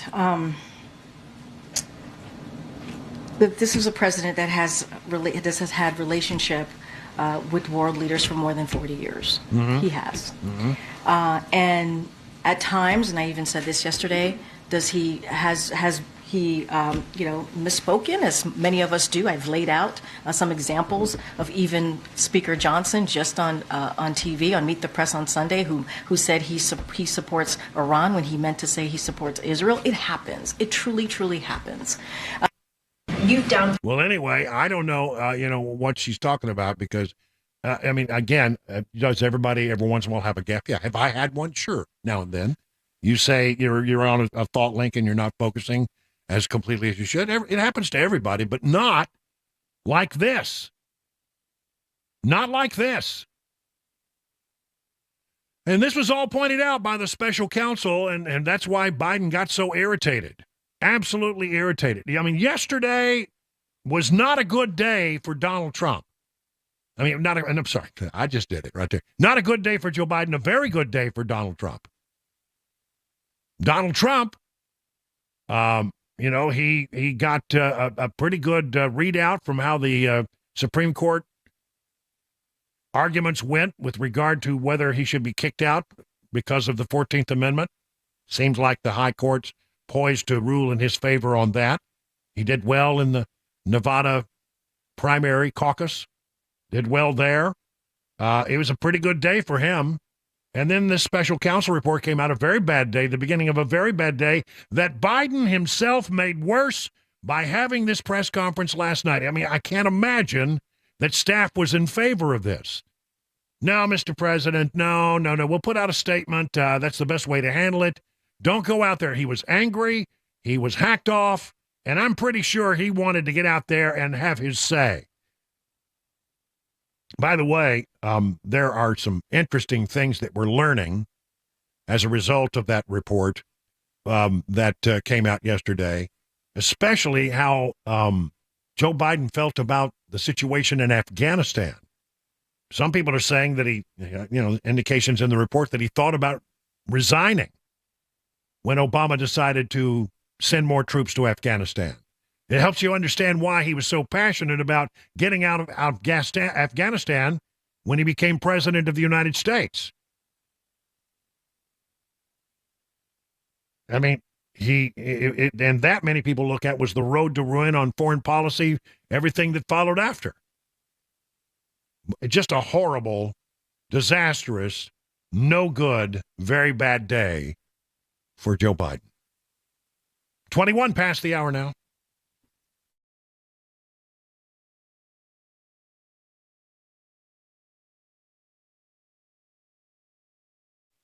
Valentine's Day is coming, and you're looking for the most thoughtful, most romantic gift for the one you love this Valentine's Day. 2 words for you, Genesis Diamonds.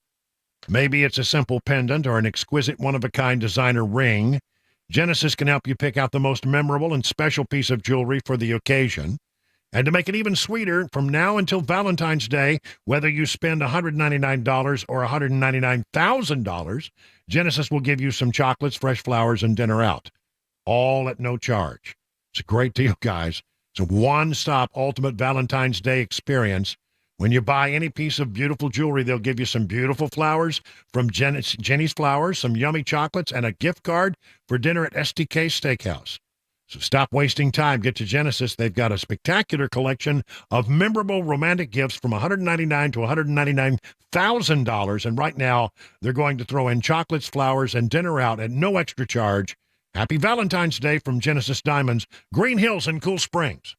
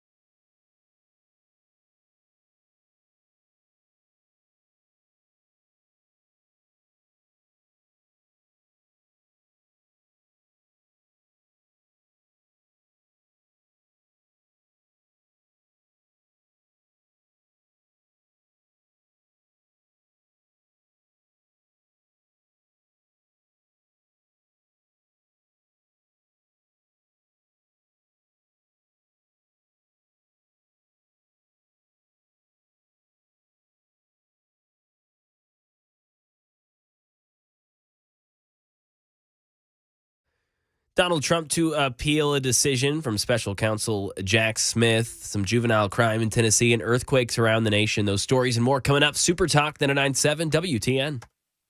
Oh, you know what time it is? Do you know what time it is? I do. Spanning the globe to bring you the constant variety of sport, the thrill of victory, and the agony of defeat. It's time for Mac Maury's wild world of sports. That's right. Here is the host of your program. You know him, you love him. You can't live without him. The one, the only, Mac Maury, ladies and gentlemen. Oh, yeah. Super Bowl edition. That's right. It's the chicken wing edition. That's exactly right. Because really, all we really care about is what kind of good food we're going to have. Well, that's most important. Yeah, that's the most important thing. Commercials may be in there somewhere. Yeah, the game is 4th or 5th down the line. Yeah. Well, it is for everybody except Mac. Yeah. I was going to say, I care a little bit about this one, but, you know, what can I say? I know. All right. So, we don't want you to be a homer here. No. I know you love your Kansas City Chiefs. I do. But, let's do an up and honest assessment of this thing. Absolutely. So, when the Baltimore Ravens played the Chiefs, before that game, I said the Ravens are going to pound the ball. They got to run. This is the best running offense versus a bottom 5 run defense. That's the only thing the Chiefs defense doesn't do great. They don't stop the run very well. They're I would say, the best pass defense. They're the youngest defense in the league. They fly around. They're fast. They have great corners. They play sticky man coverage. But when it comes to running the ball, they don't have that beef, that girth up front to really get in between the holes and cover those gaps. They can get ran on. And what do the 49ers do really well? They run the ball really well. They can pass it too, but they've got the best running back in the league in Christian McCaffrey, a guy that I would have maybe voted for MVP of the whole National Football League. Wow. That's how good I think Christian McCaffrey is. And so I think Kyle Shanahan, coach of the 49ers, watched last week 2 weeks ago, Ravens Chiefs, and said, you know what, I'm not making that mistake. I'm not giving my running backs the ball only 6 times. I'm giving McCaffrey, I'm going to feed him early on and establish that run. So I think it's going to be a kind of grinded out game for both sides, because I think the Chiefs want to do some similar things there as well. So I think that like some zone read runs for Christian McCaffrey and that 49ers offense early. Flip side, I'm looking for the 49ers defense to come out with a curveball. They play a 4-man base front. They don't switch a lot of things up. Like the Chiefs defense, they're going to throw exotic blitzes at you. You're never going to know what sort of coverage you're seeing until the snap. Exotic blitzes. Oh, I like those. Yeah, you like That's that? That's better than your regular everyday blitz, Exactly. right? These are exotic. These are unique. You don't know where it's coming from. You're going, whoa, there's a cornerback in the backfield already? That's what Spagnuolo and the Chiefs defense is going to do, and they're going to try and do that often and rattle Purdy. On the other side, 49ers defense, they're talented on all 3 levels, but they just kind of play the same way. We're going to rush 4, play some zone, play some man, but we're kind of just going to do our thing. They're going to have to switch that up because they're playing the greatest quarterback in the game right now. In the game right now, I got a little ahead of myself there for a second. One of the greatest quarterbacks of all time in Patrick Mahomes, who's just going to start to figure things out. And he'll figure things out even if you switch it up, but he will torch you if you don't. So I'm looking for San Francisco to play with a 5-man front. So when you watch the game on Sunday and you see San Francisco, look for that D-line. If you see 4 guys up front, they're playing their normal D. I want to see them go with 5 men up front, 1 defensive lineman for every offensive lineman, and really try and pressure the quarterback and switch some things up and get in Patrick Mahomes' face. But overall, I think we're going to have a lower scoring, grinded out. Each team's going to want to hold the ball as long as they can. Big time of possession. I've got a score here. First off, though, I want to go to your guys' score predictions and your guys' winners, and we'll go with me last. I'm predicting 15 wings. 15 wings. That's what I'm going to consume. It's Patrick Mahomes' number. That's perfect. Do you have a seriously? Do you have a guess? Mac, you're probably going to never talk to me again. I probably won't even watch this game. What? Oh my gosh! I just don't care. Oh, come on! I don't have a dog in the fight, and it's just. I'll watch it. It may be on in the background, and there'll be some stuff that's going to happen that's going to irritate me, but I'll watch it anyway. Look, I made a mistake. You believe that overall, the 49ers are the stronger football team, but Mahomes is the wild X card factor. He's a big X factor. Yeah, for the Kansas City. And I made that mistake before. I'm going with Mahomes. Let's go. I'm going with Kansas City. Now, I don't ever predict. I'm not smart enough to know what the score's going to be, but I do have a sense it's going to be pretty close. I'm going to go 24-14. I think it's close up until the end of the fourth quarter. I think Mahomes plays great. He wins the Super Bowl MVP, but I think the discourse the next day is, wow, that Chiefs defense, youngest defense in the NFL, showed up. The best second half defense of the last 2 months, and especially of the playoffs. I think that's going to be the story of going, wow, Steve Spagnuolo and this defense really helped this team carry on and hold up another Vince Lombardi trophy. But yeah, 24-14, low scoring, grinded out game. Kansas City Chiefs hold up another one. Let's go. All right. Well, it's time to take off your Kansas City Chiefs hat and put on your news hat because it's time for the news on Super Talk 99.7.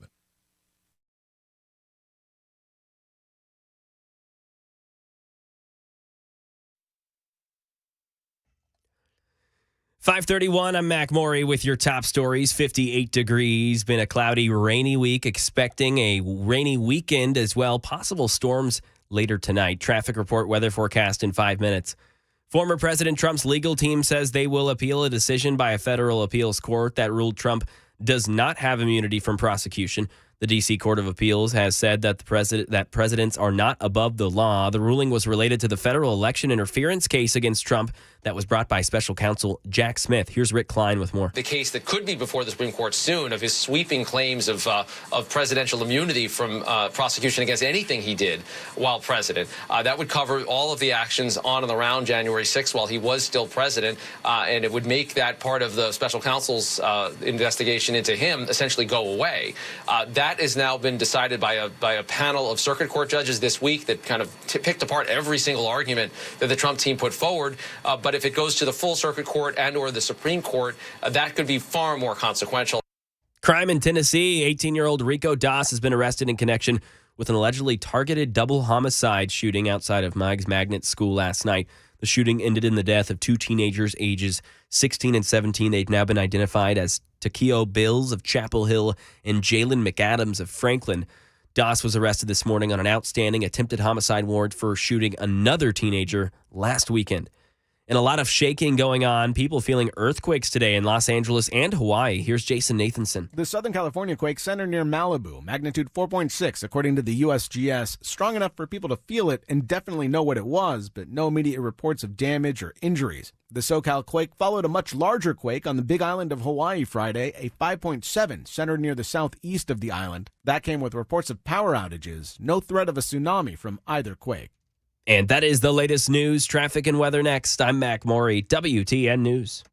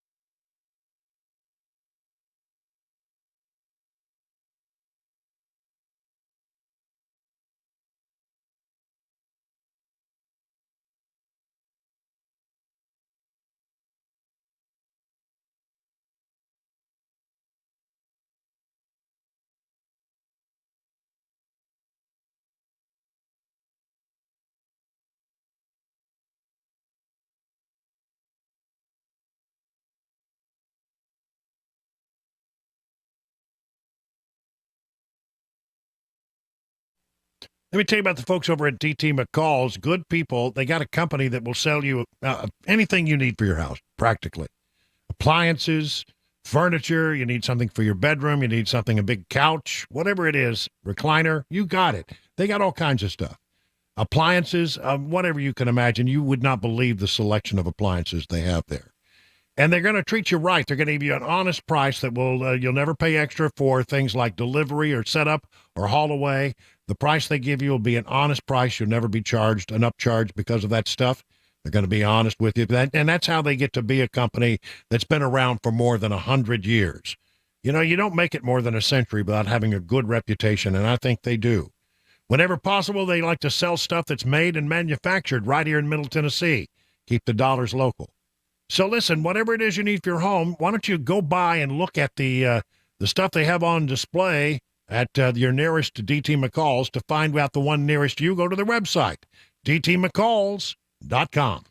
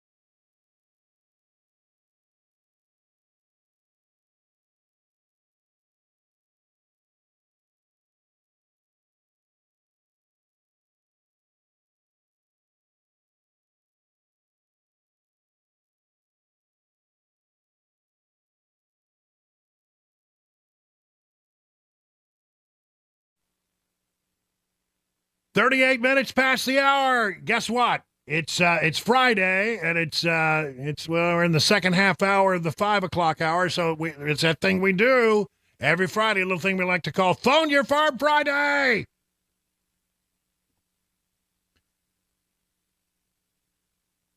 That's right. What's on your beady little minds today? Come on, get on the phone right now at 615-737-9986 and express yourself. Maybe you got a bee in your bonnet. Maybe you got a burr under your saddle. Maybe you have a bug in a place where I really hope you never, ever have a bug. Climb up on our 100,000-watt soapbox and express yourself within boundaries, because it is a family show, and we don't want to have to use the little red button. I mean, yeah, listen, I'm telling you, maybe you want to take umbrage with something you've heard. Maybe you've got some kind of thing that you feel like we need to follow and we're not following it. Let us know what it is. Well, anything. It's wide open. 615-737-9986. All right, we got some phone lines open. Get them filled up. We love first-time callers. We really do. We'll start with John in Nashville. John, you're on with Brian on the drive. What's on your mind today, John? Hey, thanks. The election will be, if I'm correct here, it will be Trump versus Biden, but not for Biden to be president. Watch out who he chooses as his running mate, because if they can prop him up for about 8 more months, I believe he'll step down once. If he wins, he'll step down, and his running mate, who could not have beat Trump, will be president. And who do you think that running mate is? I don't know. Well, you're saying they're going to dump Kamala? Oh yeah. All right. Yeah, I think so. So. All right, John. Thank you Nobody's very gonna buy into that. I think it's going to be interesting to see how they pull that one off. All right, John. Thank you so much. Mr. Bill in Hendersonville, you're up next on the drive. What do you say? Brian, I've got one of your favorite WAS, wild asinine scenarios for you regarding a wild election scenario. Okay, go ahead. Okay, I think what's going to happen is they will talk about Biden until the convention, and just like your callers have said previously earlier today, they will make a deal, and they will ask Michelle, and I know how much you continually say that she will never, ever, ever do it. However, if they promise her that after she is inaugurated, if she should win, which would help us if she does, they would allow her to step down the day after she's inaugurated, and her vice president, which would be gruesome Gavin Newsom, would step up to be president, and then she could go about her business, and Barack could have his 4th term that he's always wanted. Well, that's an interesting scenario. You know how I feel about the Michelle Obama stuff, so I'm not going to just beat you up on that. But I just can't get over the idea that every single human being I've known who's ever talked to her walks away with the same impression, and I don't think she even would consider it. When it came time for Barack Obama to leave, she was said to be the happiest woman in all of the world. She was so excited to be out of the White House. I don't know. I don't get it. Everybody's got their fascination with Michelle, and I grant you, it's an interesting choice if they could get her to do it. I just don't think they can get her to do it. I don't know. We'll save that discussion for another day. I may be wrong. I may be wrong about that. Scott in Murfreesboro, you're up next on the drive. What do you say, Scott? Hey, Brian, this is my first time calling in. I love listening to you guys. I just want to let everybody know out there on the interstate, if they are listening right now, that if y'all just do 70, 75, everything will run much smoother instead of trying to do 80 and 90. So you just feel like you're getting run over out there? Well, it would run so much smoother because that they're on their phone. Everybody's on their phone. The truck drivers, they're tired of being passed and won't let no people over. So just, hey, just run 70, 75 and everything will just flow so much smoother. All right. Thank you much, man. Thank you for the call. We greatly appreciate it. Hey, Brandon has a traffic issue as well. Brandon, you're on with Brian on the drive. What's on your mind there, Brandon? Hey, Brian. Just want to say I love the show, love everything on this station, everything y'all say. Was just going to mention something for the people that travel 840 on a regular basis. I never hear anything on the traffic updates for coming or going in the mornings and evenings. I was wondering if maybe there's something that y'all might be able to do about adding that into the traffic update segments. Well, I mean, I have driven on parts of 840 early in the morning. I mean, sometimes I got early appointments, and I have to go over to like Murfreesboro. And I get on 840. I don't ever notice that there's that much traffic on it. Am I mistaken about that? Well, for the side coming from up in your neck of the woods down to Murfreesboro, it's not too bad at all. But once you're trying to carry over past Murfreesboro, going up 65 up towards the Franklin-Brentwood area is where you really end up with a big nightmare. All right. Well, listen, thank you for that, and I will pass it on. I thank you very much. Duly noted. How about let's go to Adam and I'm so tired of this. Adam in Nolensville. Adam, I want to give you a fair shot. What's on your mind? All right. So really what the other guy was saying was I've heard on another station that... Well, we don't listen to the stuff that comes on another station. You can't trust that stuff. That billionaires are talking to Michelle and Barack trying to get Michelle to run. And if let's just say Michelle runs, do you think that there's any chance that Trump could win and beat Michelle? I don't know. I don't know. But I mean, the thing that I will say is this. Donald Trump believes that his opponent will not be Joe Biden. He says, I don't think he's going to be the nominee. And I, for a long time, have looked at it. I mean, I look at it this way. I mean, I sincerely believe that the situation for Joe is devolving day by day. It's getting worse and worse and worse, and the numbers are not good. I know a lot of you don't believe the numbers, but I mean, I look not at numbers as saying being their absolute truth. I look at them and say there's a trend out there, and the trend is moving toward Trump, especially in the battleground states. We elect presidents through the Electoral College, not through the popular vote. And when you look at the real battleground states, some states are more important than others. You got to win them.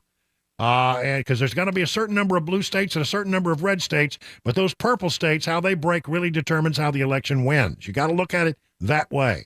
And Trump's doing very well in a lot of the battleground polls in places you wouldn't expect him to do well. Places like Michigan. Democrats are absolutely mortified that they're going to lose Michigan, because I don't know how you get to the right number of electoral county votes without getting through Michigan. So I think that, Trump's looking good right now. And the Democrats, when they look and see that Biden is poised to lose, and I think he is, then they're going to do something. It would have to happen at the convention. And I get that everybody in the world believes it's going to be Michelle. I get that. I hear it. And I can understand why you think that. I would say to you, I'm not sure that she's got the material to be a good president. She might be a popular vote among Democrats, but I'm not sure she's got the skills that it takes to be a president. And by the way, the temperament either. She does not suffer fools gladly. And have you ever watched Michelle? You can tell. You need to look at her. Watch her sometimes when she was on these events. You can tell exactly what she's thinking by looking at her face. Absolutely transparent. And she has disdain. Really strong disdain for everything that reeks of Washington. I don't know. Look, I may have to eat my hat on this, and I may be wrong, but I don't think so. I just can't get over, what I know about her and what people who do know her pretty well have told me. All right, let's move on. We got other calls. Let's see. Everybody wants to talk about the election and their theory. Let's go to Kenny in Columbia. You're up next on the drive, Kenny. What's up? Good evening, Brian. I've got a scenario, but I would like to ask a question of you first. And it's a quick one. Has there been a pulse taken of the people between Trump versus Nutjob Newsom? Yeah, I think some people have done that. I can't put my fingers on one in short order. I think that there probably have been some people who have been out there and said, well, if it's not Biden, then who? But I don't think that that there are many of those kind of polls out there. Okay. Well, my thinking is the Democrats have been given a 25th Amendment on a silver platter. Yep. And I have a feeling that they're going to kind of behind the scenes support it through the Republicans to get Joe out of the office.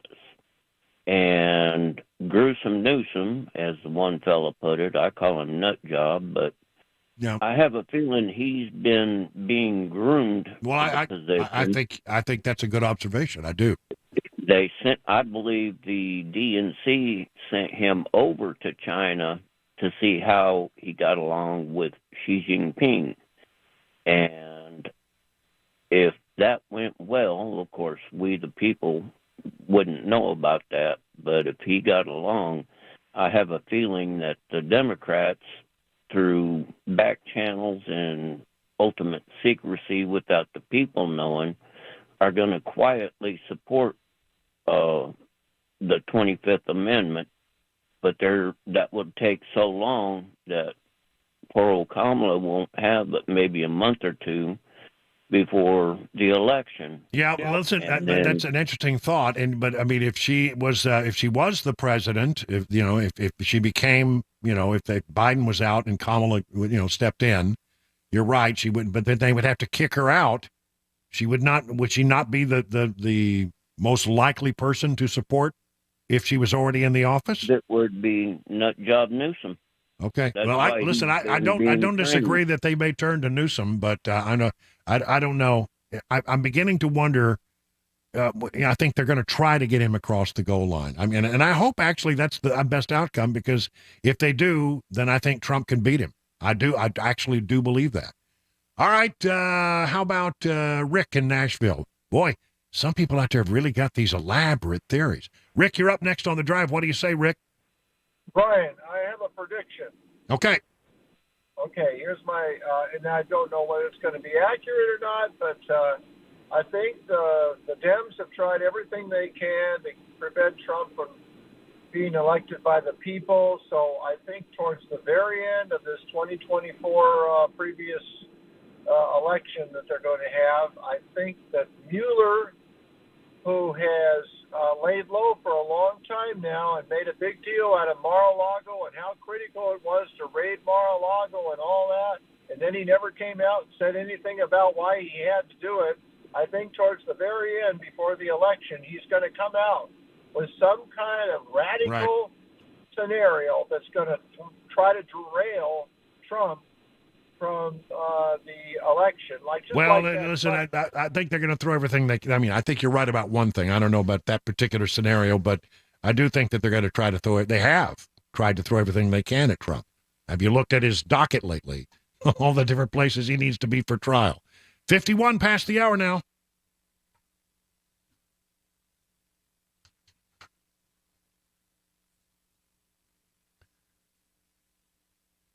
I've been telling you that I'm starting my journey to lose weight with the help of the folks at Restoration Wellness Med Spa in Lebanon. Yeah, I mean, I did lose a lot of weight last year, but guess what?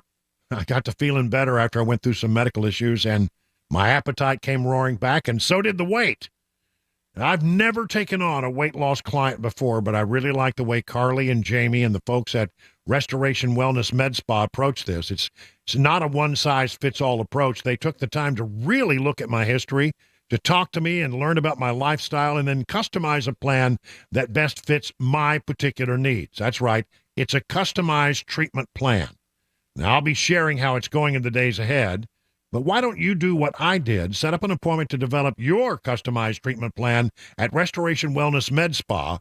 Be a part of the more than 1,000 patients who've already seen life-changing results. Whether your goal is to lose stubborn body fat or improve your overall health, Restoration Wellness has a solution for you. Take advantage of the newest ideas in weight loss management. 615-470-8124.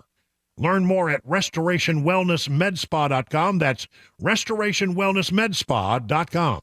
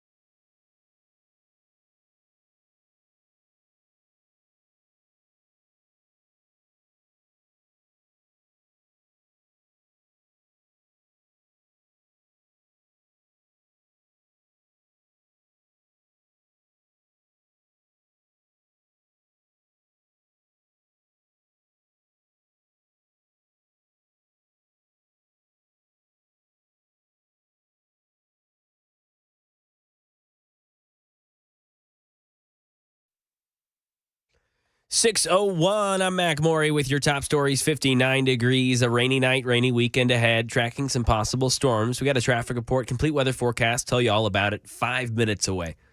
Some Democrats backing President Joe Biden after special counsel Robert Hur released a scathing report questioning his mental acuity and memory. M. Nguyen. Democrats like Illinois Senator Dick Durbin are focused on the special counsel Robert Hur's listing of stark differences between President Biden's case of alleged mishandling of classified documents and former President Trump's. Hur wrote how Biden fully cooperated and returned documents while Trump did not. Hur also pointed out there was evidence Trump obstructed justice. Durbin saying, quote, Biden fully cooperated with the investigation, unlike his predecessor. Still, Republicans are calling out how Trump is facing charges on this issue while Biden is not.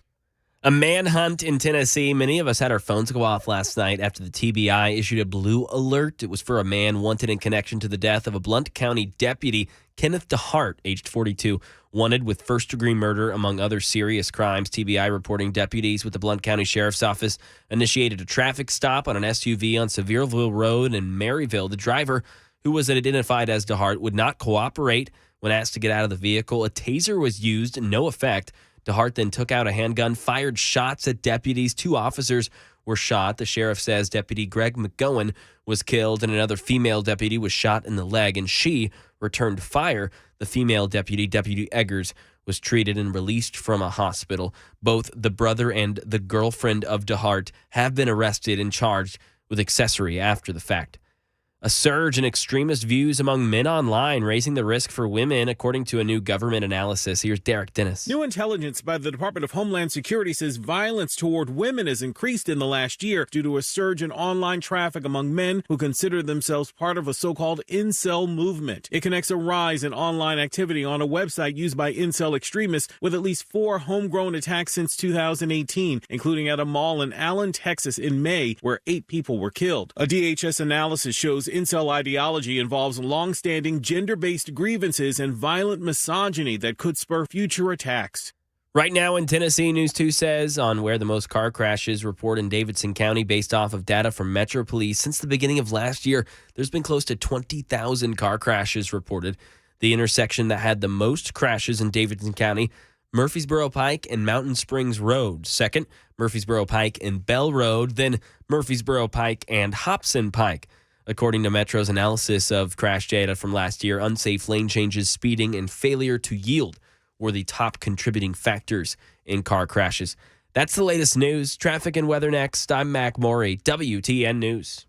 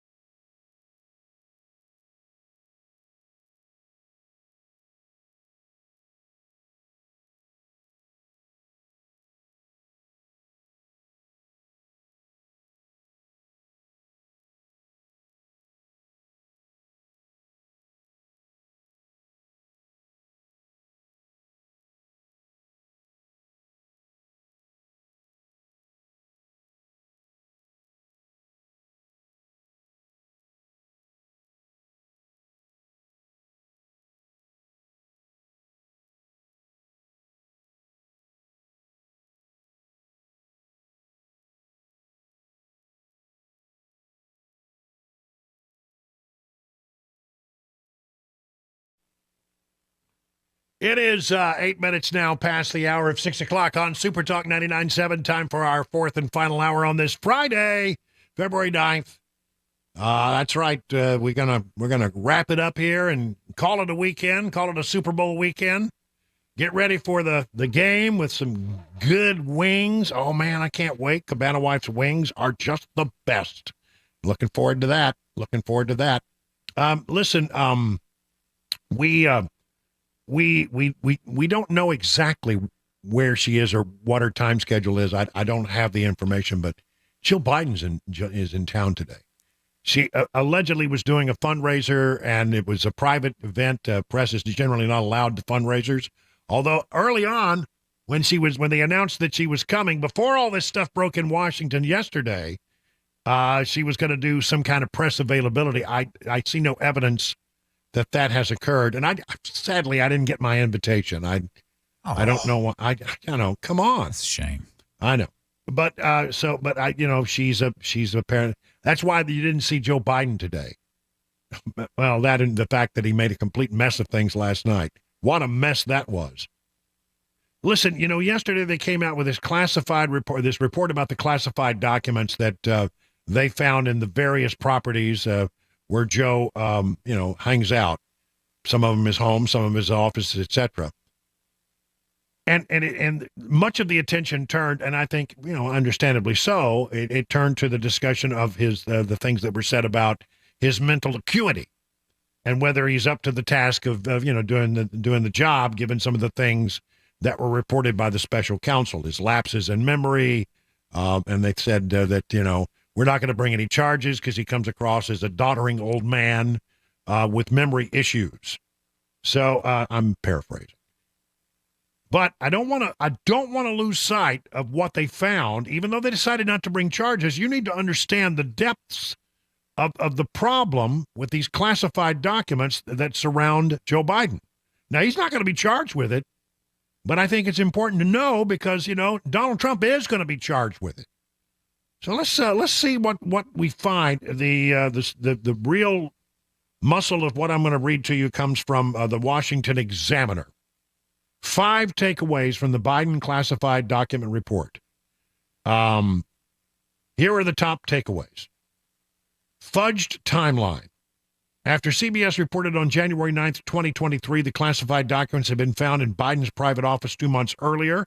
In November of 2022, Biden said publicly he was surprised to learn about the documents.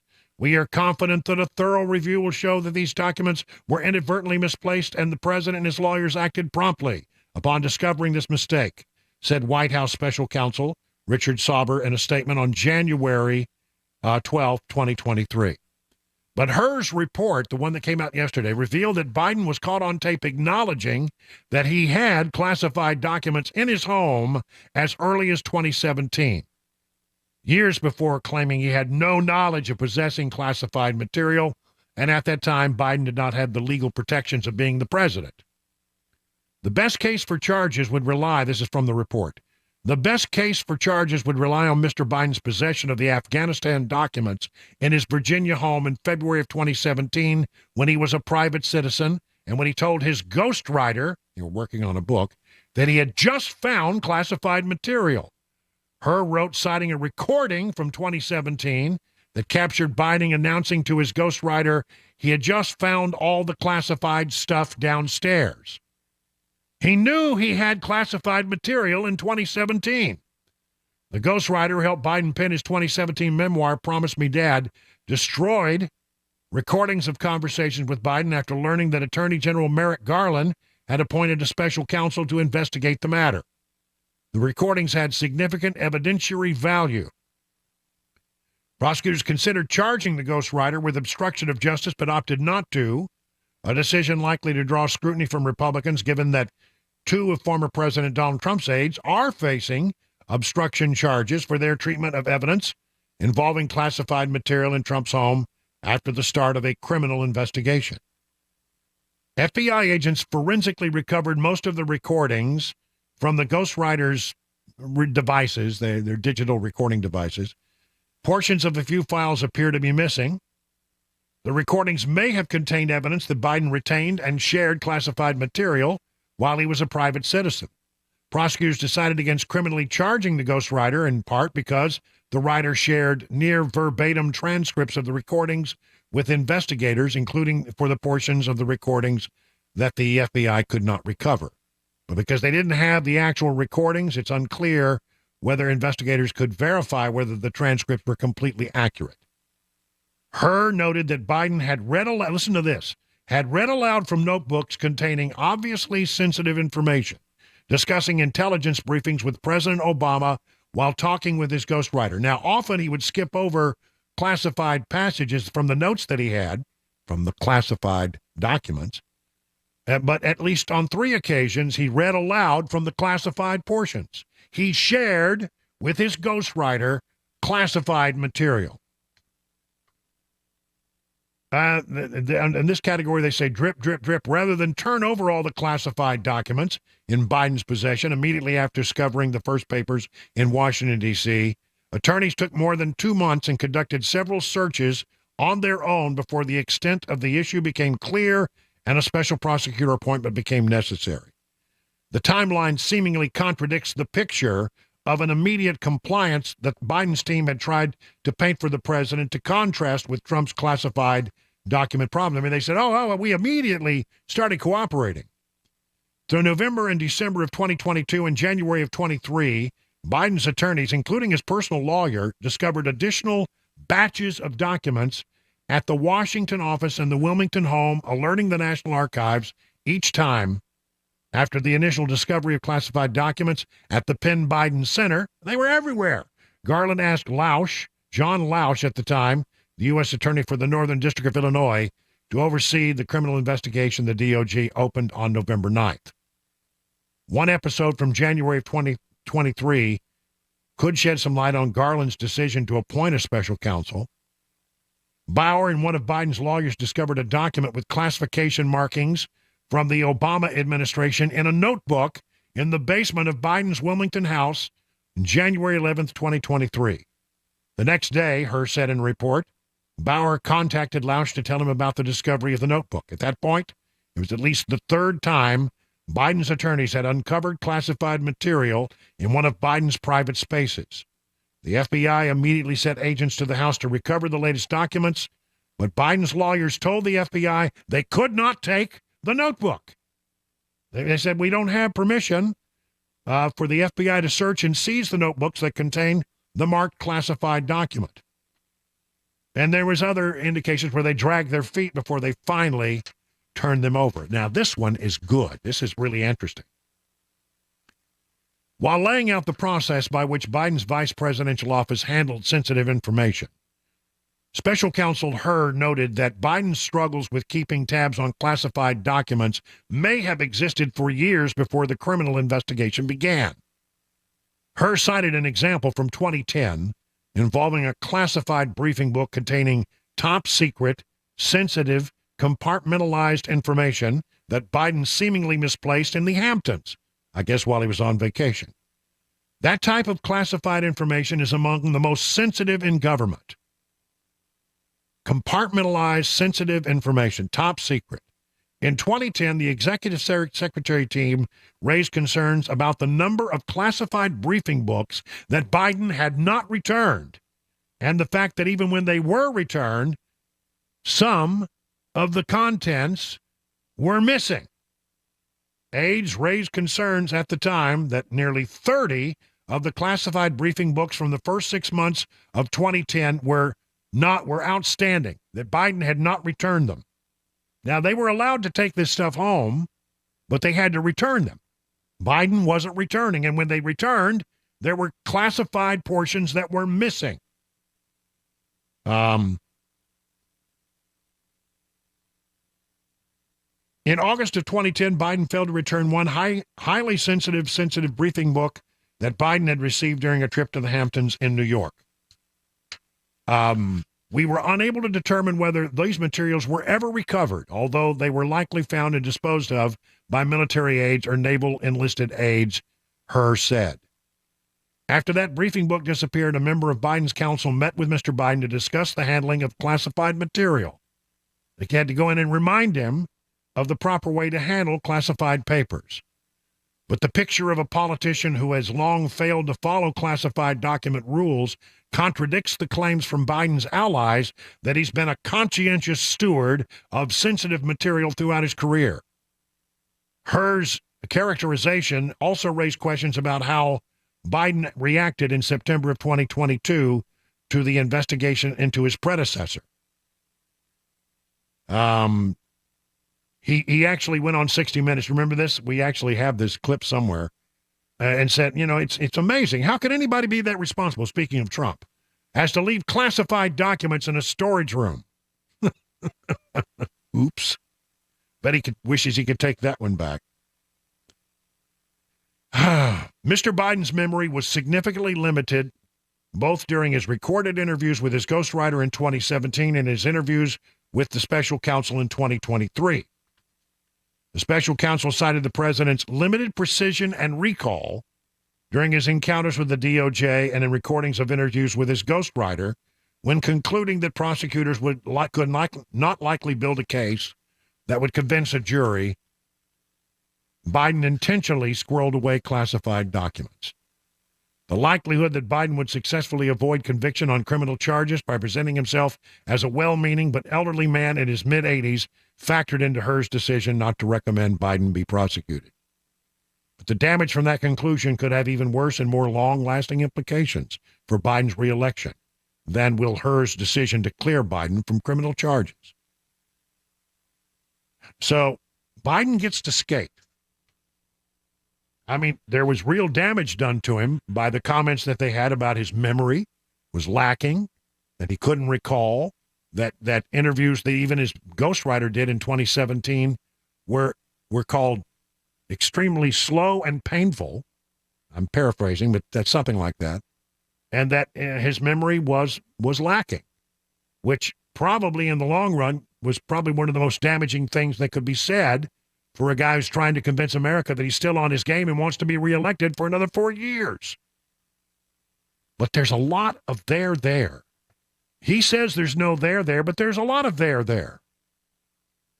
A lot of stuff that, that he's not going to be charged with. Compare and contrast with what they're doing with Donald Trump. And the Biden people say, oh, well, Trump is different. Trump's situation is worse. I don't think it's any worse than this. And there's an evidence and a history here that Joe Biden was not careful with classified documents, had squirreled them away because he wanted to write a memoir, did not want to return certain documents. I don't understand why the charges were not brought. You can't bring them while he's sitting in the Oval Office, but they should have been kept alive for the time when he leaves the Oval Office. 21 past the hour now.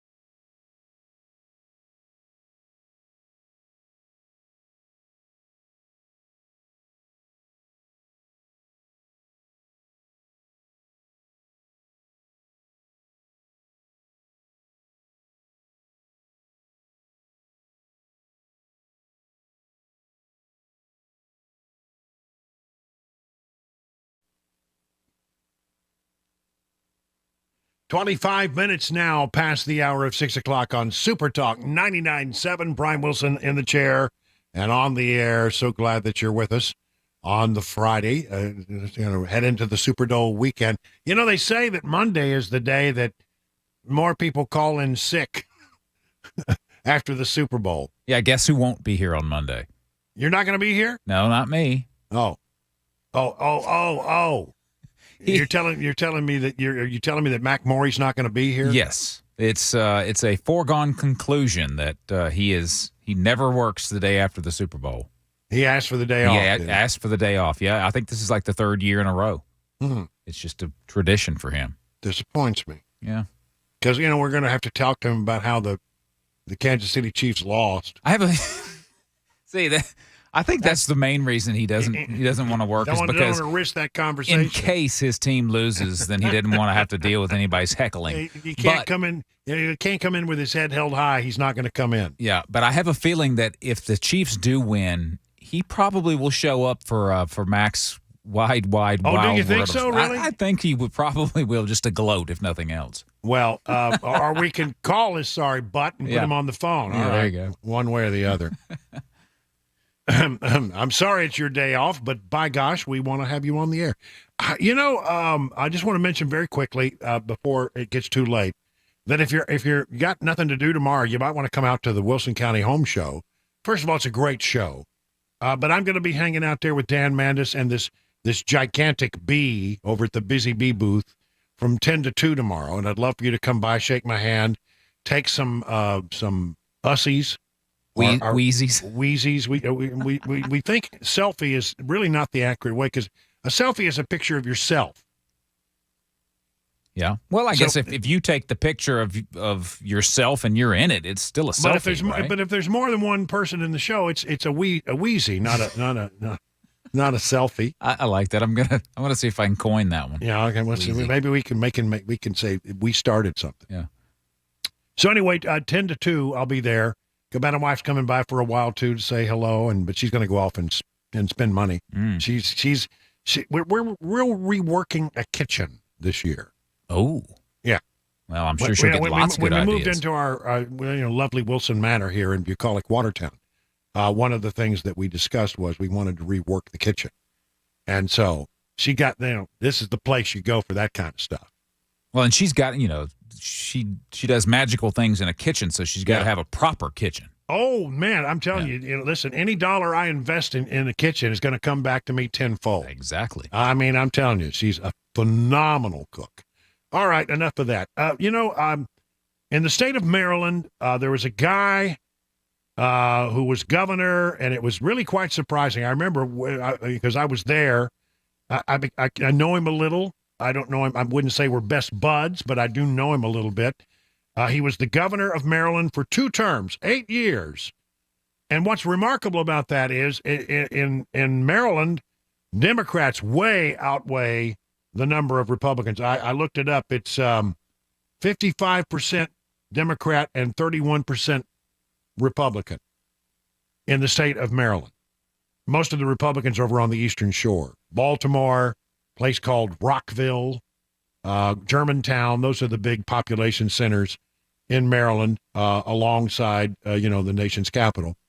And so Democrats usually trounce Republicans in the state of Maryland. But this guy was a Republican governor, 2 terms. Second time he ran, he won by 12 points as a Republican in a highly Democrat state. His name is Larry Hogan. And a lot of people have talked about Larry Hogan as, maybe running on the no parties, no labels ticket as a moderate presidential candidate. But he's not. He's going to run for the United States Senate. We found him to be sort of a nice guy. We even had a theme song for him. I think, see if you can catch on to this one.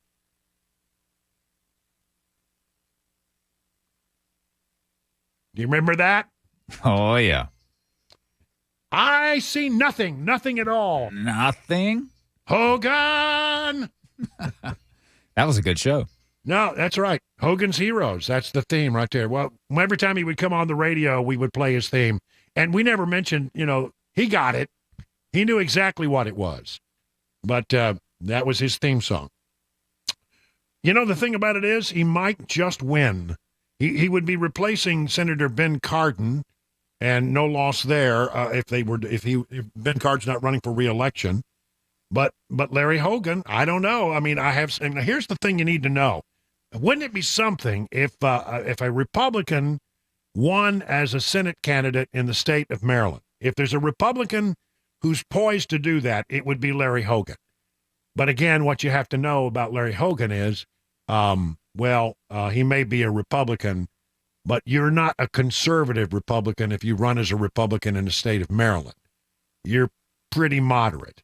He's a pretty up-the-middle kind of guy, and it won him a lot of accolades in the state of Maryland, but he's not going to be a conservative. But you know what? If you pick up a Maryland seat, that helps with the numbers and who controls the chamber. So good luck to Larry Hogan, former Maryland governor, now running for the United States Senate.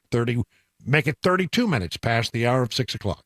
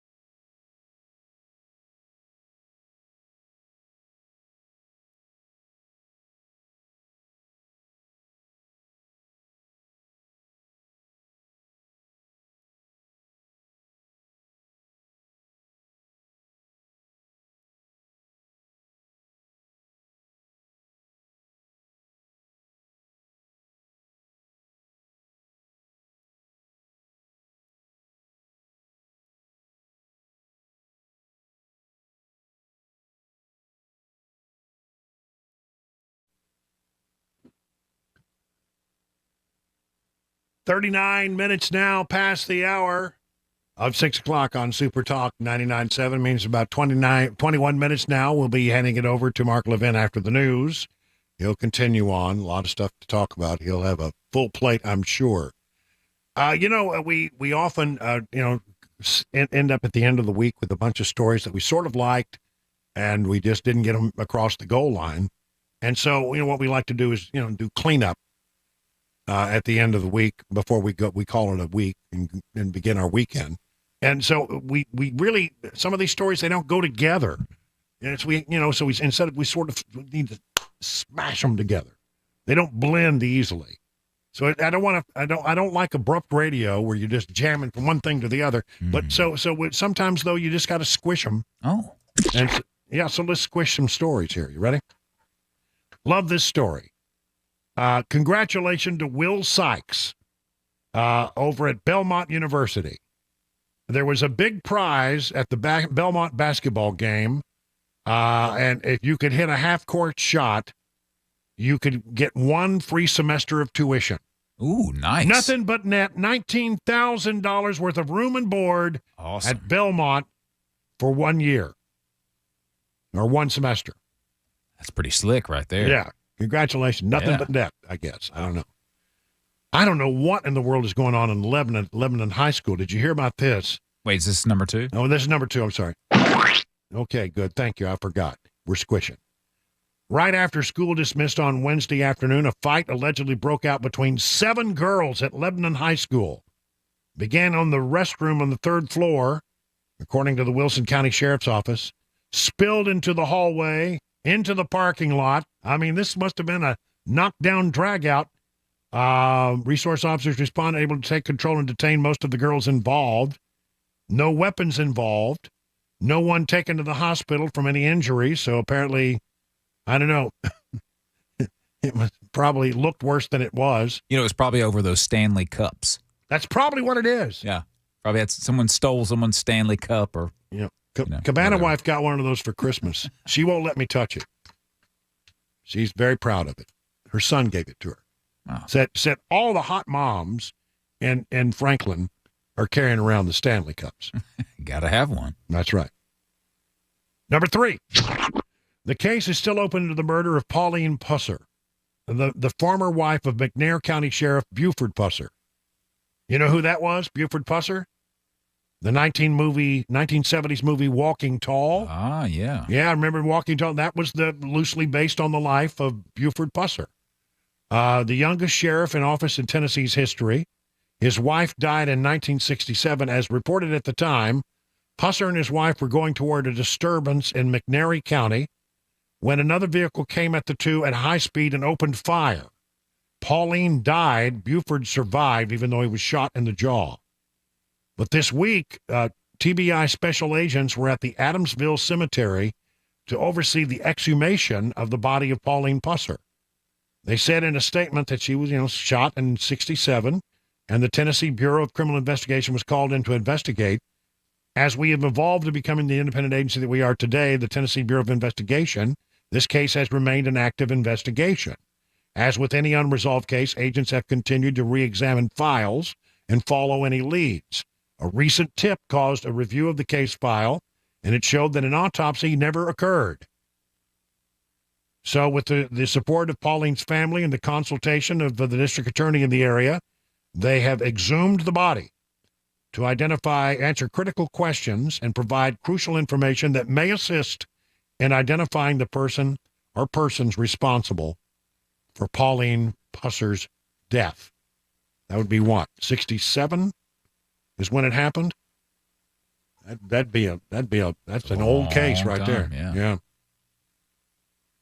Number 4. Sorry. Measles now spreading in 9 states amid a staggering outbreak. I'm not going to spend a lot of time on this. Measles, my gosh. I thought, who gets measles anymore? And but apparently they're breaking out. Now, the story doesn't really say it, but can we all have theories about where the measles are coming from? Health officials have become concerned about the burgeoning domestic outbreak 23 confirmed measles cases since December 1st. Not just limited to the U.S. CDC said most of the reported cases were among children and adolescents who had not received a measles-containing vaccine. 61 million measles vaccine doses were missed in 2021, and the rate of children receiving at least one dose of the vaccine before turning one sank to its lowest level in 2008. I think it's probably a combination of people, began to have concerns about vaccines. And so they decided, no, I'm not going to have my kid vaccinated. And then I think probably there's a pretty good chance some of this came from across the border. Our next story.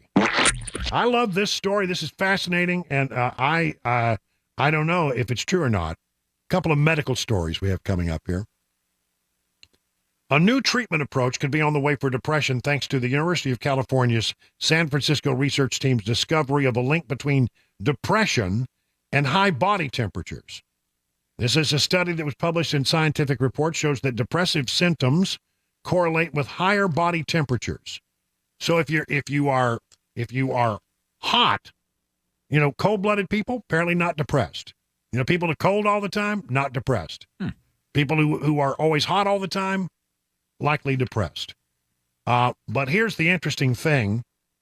They found that what they're looking at and trying to figure out after they've found this link in some of their initial research is how do you trigger the body's self-cooling mechanisms? And you have to sort of think about this backwards. The way you get your body to kick into its self-cooling mechanisms is to overheat your body. Such methods include using hot tubs, saunas, hot yoga, hyperthermic bathing, infrared sauna lamps. Some research shows that subjecting the body to excessive heat can trigger it to self-cool. Ironically, heating people up can lead to rebound body temperatures lowering that last longer, and as the body is cooler, then apparently it helps with depression. So go take a little dip in the hot tub, maybe. Well, I do that just about all the time. I mean, we got an eco spa out there behind the house. I've been known to climb into it almost on a daily basis. I love it. It really helps, and it does help me sleep. I'll tell you that for sure. Oh yeah. All right, and finally, I think this will be it. Maybe I've got time for two more. Okay, I love this. Explore the profound health benefits of a daily sunrise and sunset ritual. In our fast-paced world with late-night scrolling, demanding work schedules, and parenting stretching into the wee hours, the temptation of the morning snooze button is stronger than ever. For many, getting up early is unappealing. According to the Epoch Times, given the well-documented importance of sleep, new research suggests that we're out of music. Let me do this. How about I do this one?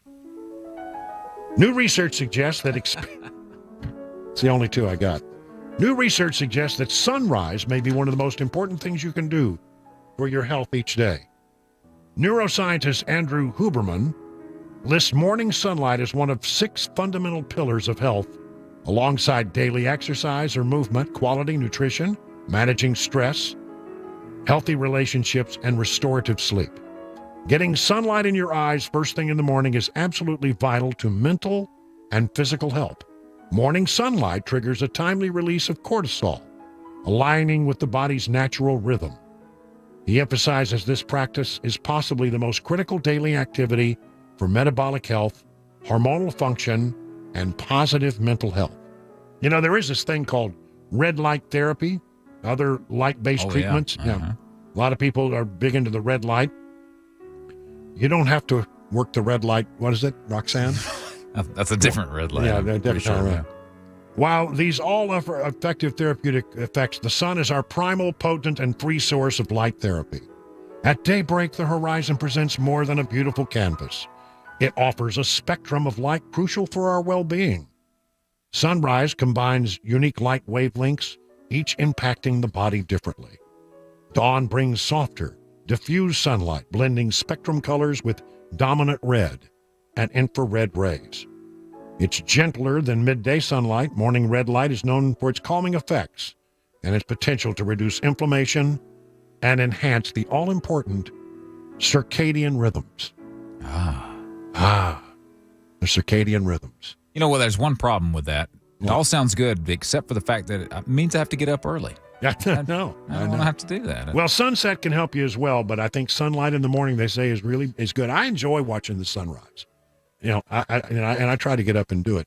Circadian rhythms, does that have anything to do with cicadas? Because they're coming back, you know. I don't think so, but you never know. All right. I got just enough time to work this in. I'm excited. That last story.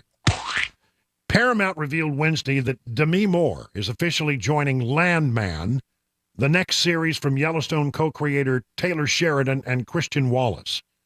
Now, I'm irritated with Taylor. He's messed up Yellowstone beyond belief. But, his shows are always so good.